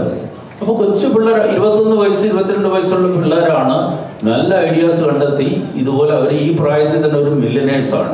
പിന്നെ വേസ്റ്റ് പ്രൊഡക്റ്റിൽ നിന്നും ഒരു കൺസെപ്റ്റ്, അങ്ങനെ കുറേ 10-20 കൺസെപ്റ്റുകൾ അത് ചർച്ച ചെയ്യപ്പെട്ടിരുന്നു. അത് അവർക്ക് മനോരമ എന്തൊക്കെയോ ലോൺസും അത് അല്ലാതെ സഹായങ്ങളൊക്കെ കൊടുക്കുന്നുണ്ട്. അപ്പം ഞാൻ പറയുന്നത് ഇവിടെ ഡെഫിനറ്റ്ലി ഇവിടെ സാധ്യതകളുണ്ട്, നമ്മളത് കണ്ടെത്തണം എന്നുള്ളതാണ്. ഇപ്പോൾ പൂവിൻ്റെ ഒരു സംഭവം നമ്മളതൊരു സിംബോളിക്കായിട്ട് പറയുന്നൊരു കാര്യമാണ്. അല്ലാതെ നാളെ എല്ലാവരും ചെറുപ്പക്കാരെല്ലാം കൂടെ കൃഷി നടത്തി യവന്തിപ്പൂ കൃഷി ചെയ്തിട്ട് ലാഭം ഉണ്ടാക്കി നടക്കത്തില്ല. അതൊരു സിംബോളിക്കലായിട്ടുള്ള ഒരു കൺസെപ്റ്റ് മാത്രമാണ്. പിന്നെ ഈ ശമ്പളത്തിൻ്റെ കാര്യം എൻ്റെ മോൾക്ക് അവൾ പറയുന്നുണ്ട് അവൾക്ക് 4-5 ലക്ഷം രൂപ കിട്ടുന്നുണ്ട്, പക്ഷെ 1 രൂപ സേവ് ചെയ്യാൻ പറ്റില്ല. അതൊരു യാഥാർത്ഥ്യമാണ്, ആർക്കും അറിയാത്തൊരു റിയാലിറ്റിയാണ്. നമുക്കിവിടെ ഒരു 60,000 രൂപ ശമ്പളം ഉണ്ടെങ്കിൽ അത് ഈക്വലൻ ടു 5 lakhs in UK. നല്ല കൊള്ളാവുന്ന ഒരു ചെറിയ റൂം, അതിൻ്റെ വാടക, പിന്നെ അവരുടെ ട്രാൻസ്പോർട്ടേഷൻ, ഭക്ഷണം, ഇതെല്ലാം കഴിച്ചു വരുമ്പോൾ 1 രൂപ സേവ് ചെയ്യാൻ കാണത്തില്ല. പിന്നെ എന്തിനാ പോകുന്നത്? അപ്പം അതൊക്കെ നമ്മൾ അവയർനെസ് ഉണ്ടാവണം. അത് ഞാൻ പറഞ്ഞ് മീഡിയാസ് അവയർനെസ് കൊടുക്കണം. ഇതൊരു അവിടുത്തെ എന്തോ മോൻ UK യിലാണ്, മോള് UK യിലാണെന്ന് പറയുന്നതിൻ്റെ ഒരു സംഭവം അല്ലാതെ എനിക്ക് തോന്നുന്നില്ല. ഞാൻ 20 വർഷം ഗൾഫിൽ ജോലി ചെയ്തതാണ്. പക്ഷെ ആ കാലത്ത് ഉണ്ടായിരുന്നു നമ്മുടെ ഇവിടുത്തെ കറൻസി വാല്യൂ അവിടുത്തെ നോക്കുമ്പം അന്ന് ഞാൻ പറയാം, ഞാൻ 20 വർഷം ജോലി ചെയ്തിട്ട് ഞാൻ നല്ല രീതിയിൽ ഞാൻ സമ്പാദിച്ചു. അപ്പോൾ എൻ്റെ ഫാമിലി എല്ലാവരെയും രക്ഷപ്പെട്ടു. അപ്പോൾ അത് അന്ന് നടന്നത്. പക്ഷെ ഇപ്പോൾ അങ്ങനെയല്ല സിറ്റുവേഷൻ. ഇപ്പം നമ്മൾ അതുകൊണ്ടാണ് പറയുന്നത് ഇവിടെ സാധ്യതകൾ കണ്ടെത്തണം. അവരുടെയൊക്കെ കഴിവുകൾ നമ്മൾ ഇവിടെ ഉപയോഗിക്കണമെന്നുള്ള ആ ഒരു കൺസെപ്റ്റിൽ നിന്നാണ് ഈ സിനിമ ഉണ്ടായത്. അപ്പോൾ അത് നന്നായിട്ട് വേണ്ട നിങ്ങൾ സപ്പോർട്ട് ചെയ്യണം. തീർച്ചയായിട്ടും മീഡിയാസ് എന്നുള്ള രീതിയിൽ ഈ ഒരു സിനിമ കൂടുതൽ ആളുകളിലേക്ക് എത്താൻ നിങ്ങൾ സപ്പോർട്ട് ചെയ്യണം. ഞാനത് അരുണിൻ്റെ അടുത്തും പറഞ്ഞത് ആ ഒരു ഇതായിരിക്കും, മെസ്സേജ് ആയിരിക്കണം നിങ്ങൾക്ക് കൊടുക്കേണ്ടതെന്ന് ഞാൻ പറഞ്ഞു. എന്തായാലും UK ഒക്കെ വലിയൊരു ഹിറ്റായി മാറട്ടെ, ഒരു ചിത്രമായി മാറട്ടെ. Thank you. അതിന്റെ ആഘോഷത്തിൽ ഞങ്ങൾക്കും കൂടെ സാധിക്കട്ടെ. തീർച്ചയായിട്ടും നിങ്ങളറിയാതെ അല്ല, മനസ്സിലായി. ഞാൻ പറഞ്ഞ ആളുകൾ എത്തിക്കുക, മാക്സിമം എല്ലാവരും കാണേണ്ടത് സപ്പോർട്ട് ചെയ്യുക. ഈ പറഞ്ഞ പോലെ നിങ്ങൾക്കും നമുക്കും എല്ലാം എല്ലാ ആഘോഷവും ഇതും ഒരു ആഘോഷമാണ്. ഈ സിനിമയിലെ നായകൻ രഞ്ജിത്ത് അവിടുന്ന് ഇങ്ങോട്ട് വന്ന ആളാണ്. പുള്ളിയുടെ പാഷൻ ഇതായതുകൊണ്ട് സുഖമായിട്ട് ജീവിക്കാനുള്ള എല്ലാ ചുറ്റുപാടുകളും, ഇമ്മൻസ്ലി നല്ല ചുറ്റുപാടുകളുള്ള ഒരാൾ അവിടെ ഒരു 16,000 പേരുള്ള ഒരു കമ്പനിയിൽ കസരയിൽ ഇരിക്കാൻ സാധ്യത വിളിച്ച് ഇരിക്കണമെന്ന് പറഞ്ഞ ആൾ അത് കളഞ്ഞിട്ട് എൻ്റെ പാഷൻ ഇതാണ്, എനിക്ക് സിനിമയിൽ അഭിനയിക്കണം, അതാണ് എൻ്റെ പാഷൻ, വേറെ ഒന്നുമില്ല എന്ന് പറഞ്ഞിട്ട് കളഞ്ഞിട്ട് ഫോക്കസ് മലയാള സിനിമ. വേറെ ഇപ്പം തമിഴ് സിനിമ വന്നിരുന്നു, സൺ മൂവീസിൻ്റെ പോയി അത് അഭിനയിച്ചു. അത് കഴിഞ്ഞ് ഇനി മേലാൽ ഞാൻ അങ്ങോട്ട് പോയില്ല, എനിക്ക് മലയാളത്തിൽ തന്നെ അഭിനയിക്കണം, ഇതെൻ്റെ പാഷനാണ്. ഇനി ആരെന്ത് പറഞ്ഞു കഴിഞ്ഞാൽ ഞാൻ ഇവിടെ തന്നെ ഞാൻ സക്സസ്ഫുൾ ആവുമെന്ന് പറയുന്ന ഒരാളാണ് രഞ്ജിത്ത്. അപ്പോൾ അങ്ങനെ ഒരു നായകൻ കൂടിയാണ് നമ്മുടെ ഈ യുണൈറ്റഡ് കിങ്ഡം ഓഫ് കേരളയിലെ രഞ്ജിത്ത് സജീവ്. ഓക്കെ,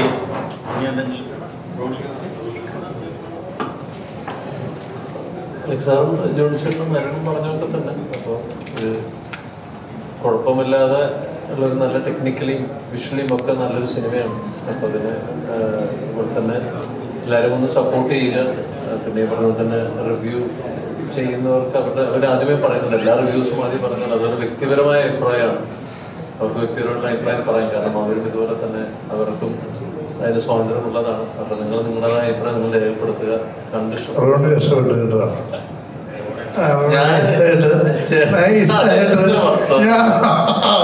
അല്ലല്ല അതിന്റെ അല്ലല്ല ഒരിക്കലല്ല. ചേട്ടൻ പറഞ്ഞതെന്ന് വെച്ചാൽ ഒരു സീനിൽ ഒരാൾ എങ്ങനെ കരയണം എന്നുള്ളത് മറ്റൊരാളല്ല തീരുമാനിക്കുന്നത്. അത് ആ പടത്തിന്റെ ഡയറക്ടറാണ്. അത് ചേട്ടനോടൊപ്പം തന്നെ നിൽക്കുന്നത്, യാതൊരു ഡൗട്ടുമില്ല.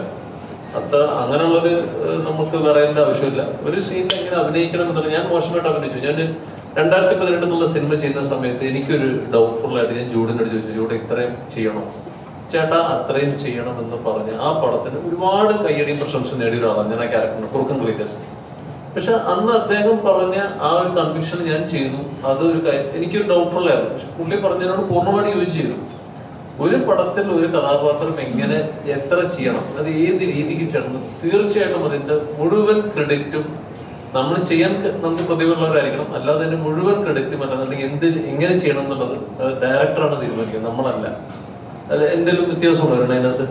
അപ്പൊ അത് ജോണിച്ചേട്ടൻ പറഞ്ഞതിനോട് തന്നെ അത് ഇങ്ങനെ ഇന്നയാണ് ഇങ്ങനെ അഭിനയിക്കണം എന്നുള്ളത് അദ്ദേഹത്തിന് പറയാൻ തെറ്റൊന്നുമില്ല. പക്ഷെ അത് എങ്ങനെ അഭിനയിക്കണം തീരുമാനിക്കുന്നത് അതിന്റെ പടത്തിന്റെ സംവിധായകനും ആ നടനും അല്ലെന്നുണ്ടെങ്കിൽ ആരാണോ ആക്ടർ അവർക്കും ഒരു വീട്ടിലുണ്ടാവും. അതിനനുസരിച്ച് ആ ഫ്രീക്വൻസിലാണ് ചെയ്യേണ്ടത്. പക്ഷെ അത് നമ്മള് അശ്വതിന്റെ ചില കാര്യങ്ങൾ നമ്മൾ കാണുമ്പോൾ നമ്മൾ ഭയങ്കരമായിട്ട് ഞാൻ തന്നെ പുള്ളിയുടെ എല്ലാവരോടും കാണുന്നതാണ് ചിരിക്കാറുണ്ട്. പിന്നെ പുള്ളിയുടെ രീതിയും ഭാഷയും കുറച്ച് ആർഷാണ്.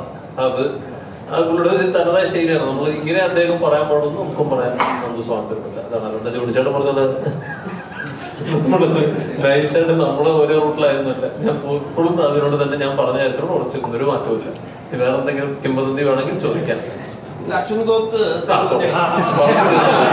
എനിക്ക് അത് നീ ഇത്ര നേരം ചോദിക്കാനും എനിക്കറിയുന്നത് ഇങ്ങനെ ഒരു സാധനം ഇടുന്നു പറഞ്ഞോ. ഫസ്റ്റ് ദിവസം നെഗറ്റീവ് പറഞ്ഞ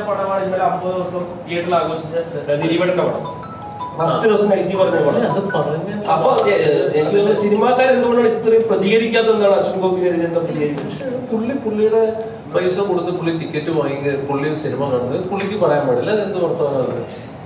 പുള്ളിക്ക് പറയാൻ പാടില്ല. പുള്ളി പറഞ്ഞില്ല ഞാൻ ഒരിടത്തുനിന്നും ഒരു ടിക്കറ്റ് ഞാൻ ആദ്യം ദിവസം വാങ്ങി കാണുന്ന ആളല്ല, ഞാൻ സൗജന്യമായിട്ട് വന്നില്ല. പുള്ളി അയാളുടെ അങ്ങനെയാണെങ്കിൽ എത്രമാത്രം സിനിമകൾ പുള്ളി കാണുന്നു. അപ്പൊ അതെന്താ നമ്മൾ പറയുന്നത്? ആ കുട്ടി കരയുന്ന ആ കുട്ടി അടുത്ത സെക്കൻഡ് അവളെ ആത്മഹത്യ ചെയ്യുക അല്ലേ? അങ്ങനത്തെ ആത്മഹത്യ ചെയ്യുന്നതിനുള്ളൊരു വീഡിയോ ആണ്. ഈ സിസ്റ്റം കാണട്ടെ, ഈ ലോകം കാണട്ടെ. ഇതിൽ കൂടുതൽ അലറി വിളിക്കും അല്ലേ? ഇതിൽ കൂടുതൽ അലറി വിളിക്കും. ഒരു മനുഷ്യന്റെ ലാസ്റ്റ് മൂമെന്റിൽ ഇതിലും കൂടുതൽ ഇത്രയും അലറി വിളിക്കും. അപ്പൊ അത് കൃത്യമായിട്ട് എനിക്ക് തോന്നി ഞാനിത് കണ്ട് ആരുടെ ആദ്യം ഒരു കുട്ടിയുടെ പെർഫോമൻസ് കാണിച്ചാൽ ഡബിങ്ങിന് മുമ്പ് കാണിച്ചിട്ട് ഞാൻ അരുണേ എന്തായി കുട്ടി കാണിച്ചു വെച്ചാൽ നമ്മൾ അർത്ഥപ്പെട്ടു പോയി. കാരണം ഓക്കെ ഒറ്റ സീൻ കൊണ്ട് വർക്കാകണം, ഇല്ലെങ്കിൽ ചീറ്റിപ്പോകും UK ഓക്കെ അല്ലേ? അപ്പൊ അവിടെ ഇത് അത് അതിനെ ഫാൻസിറ്റേഴ്സ് എന്ന് പറയുന്നത് ശരിക്കും ഞാൻ പറയാം. അതുകൊണ്ടാണ് ഞാൻ പറഞ്ഞത് വിമർശനങ്ങളൊക്കെ നല്ല ഇല്ലെന്നൊന്നും ഞാൻ പറയാം. എന്നെയൊക്കെ നല്ലപോലെ വിമർശനങ്ങൾ ഒരുപാട് കേൾക്കാറുണ്ട് ഞാൻ. എനിക്കിഷ്ടമാണ്.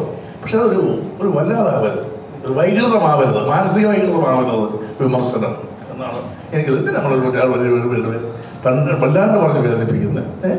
എന്ത് സുഖമായിരുന്നു കിട്ടുന്നത്? നിങ്ങളെല്ലാവരും സിനിമ ഉണ്ടാവും ഇരിക്കണം.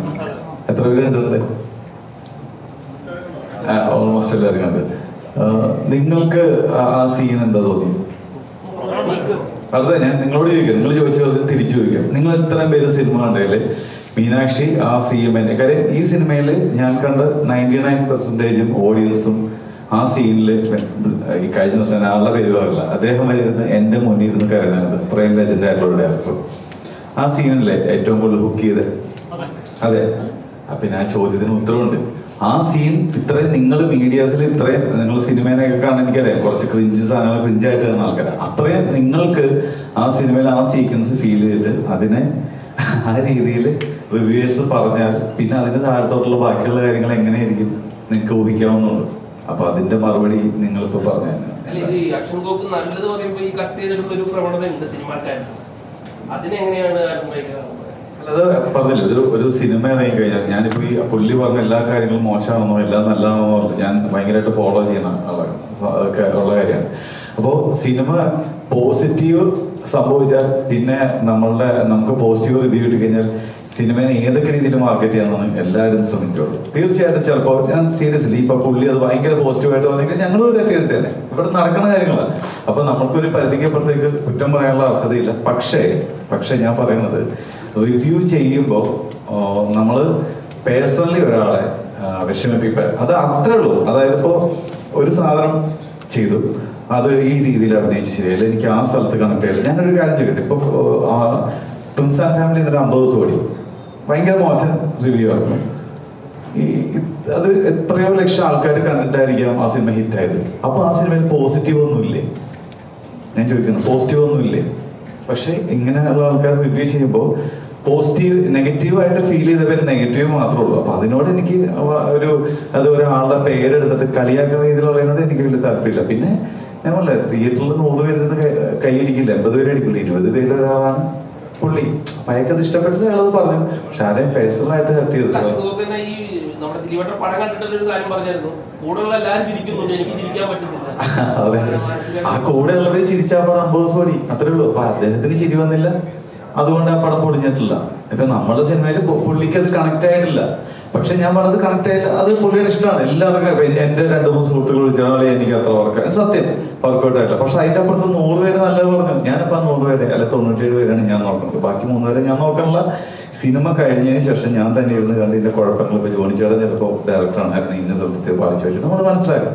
ഈ കറണ്ട് സിറ്റുവേഷനിൽ ഞാൻ അതിനെ ഒട്ടും ആലോചിക്കില്ല. പക്ഷെ ആരെ പേഴ്സണലി ഹെൽപ്പ് ചെയ്തു. ഇപ്പൊ സാരിക്കായാലും അല്ലെങ്കിൽ മൂസയായാലും എന്നെ ആയാലും ക്യാമറ ആരെയായാലും ജോലിച്ചേർന്ന ആരും പറയുന്ന രീതിയിൽ എന്നെ കളിയാക്കുമ്പോൾ അവർക്ക് തുടക്കം പിള്ളേരല്ലേ, അപ്പൊ അവർക്കത് പെട്ടെന്നൊരു ഇത് തോന്നും. അതിനോ മാത്രം എനിക്ക് താല്പര്യമില്ല. പക്ഷെ നിങ്ങൾ പറഞ്ഞ ഉത്തരവുണ്ട്, മീനാക്ഷിയുടെ പെർഫോമൻസ് ഈ സിനിമയിൽ എല്ലാവരും എടുത്തു പറഞ്ഞാണ്, നിങ്ങൾ ഉൾപ്പെടെ. അപ്പൊ അതിനെ തന്നെ കളിയാക്കുന്ന ആളോട് പിന്നെ അതിന്റെ ബാക്കിലുള്ള എല്ലാ കാര്യങ്ങളെയും കളിയാക്കും. അപ്പൊ അത് അദ്ദേഹത്തിന്റെ രീതിയാണ്. Okay, thank you. ഓക്കെ.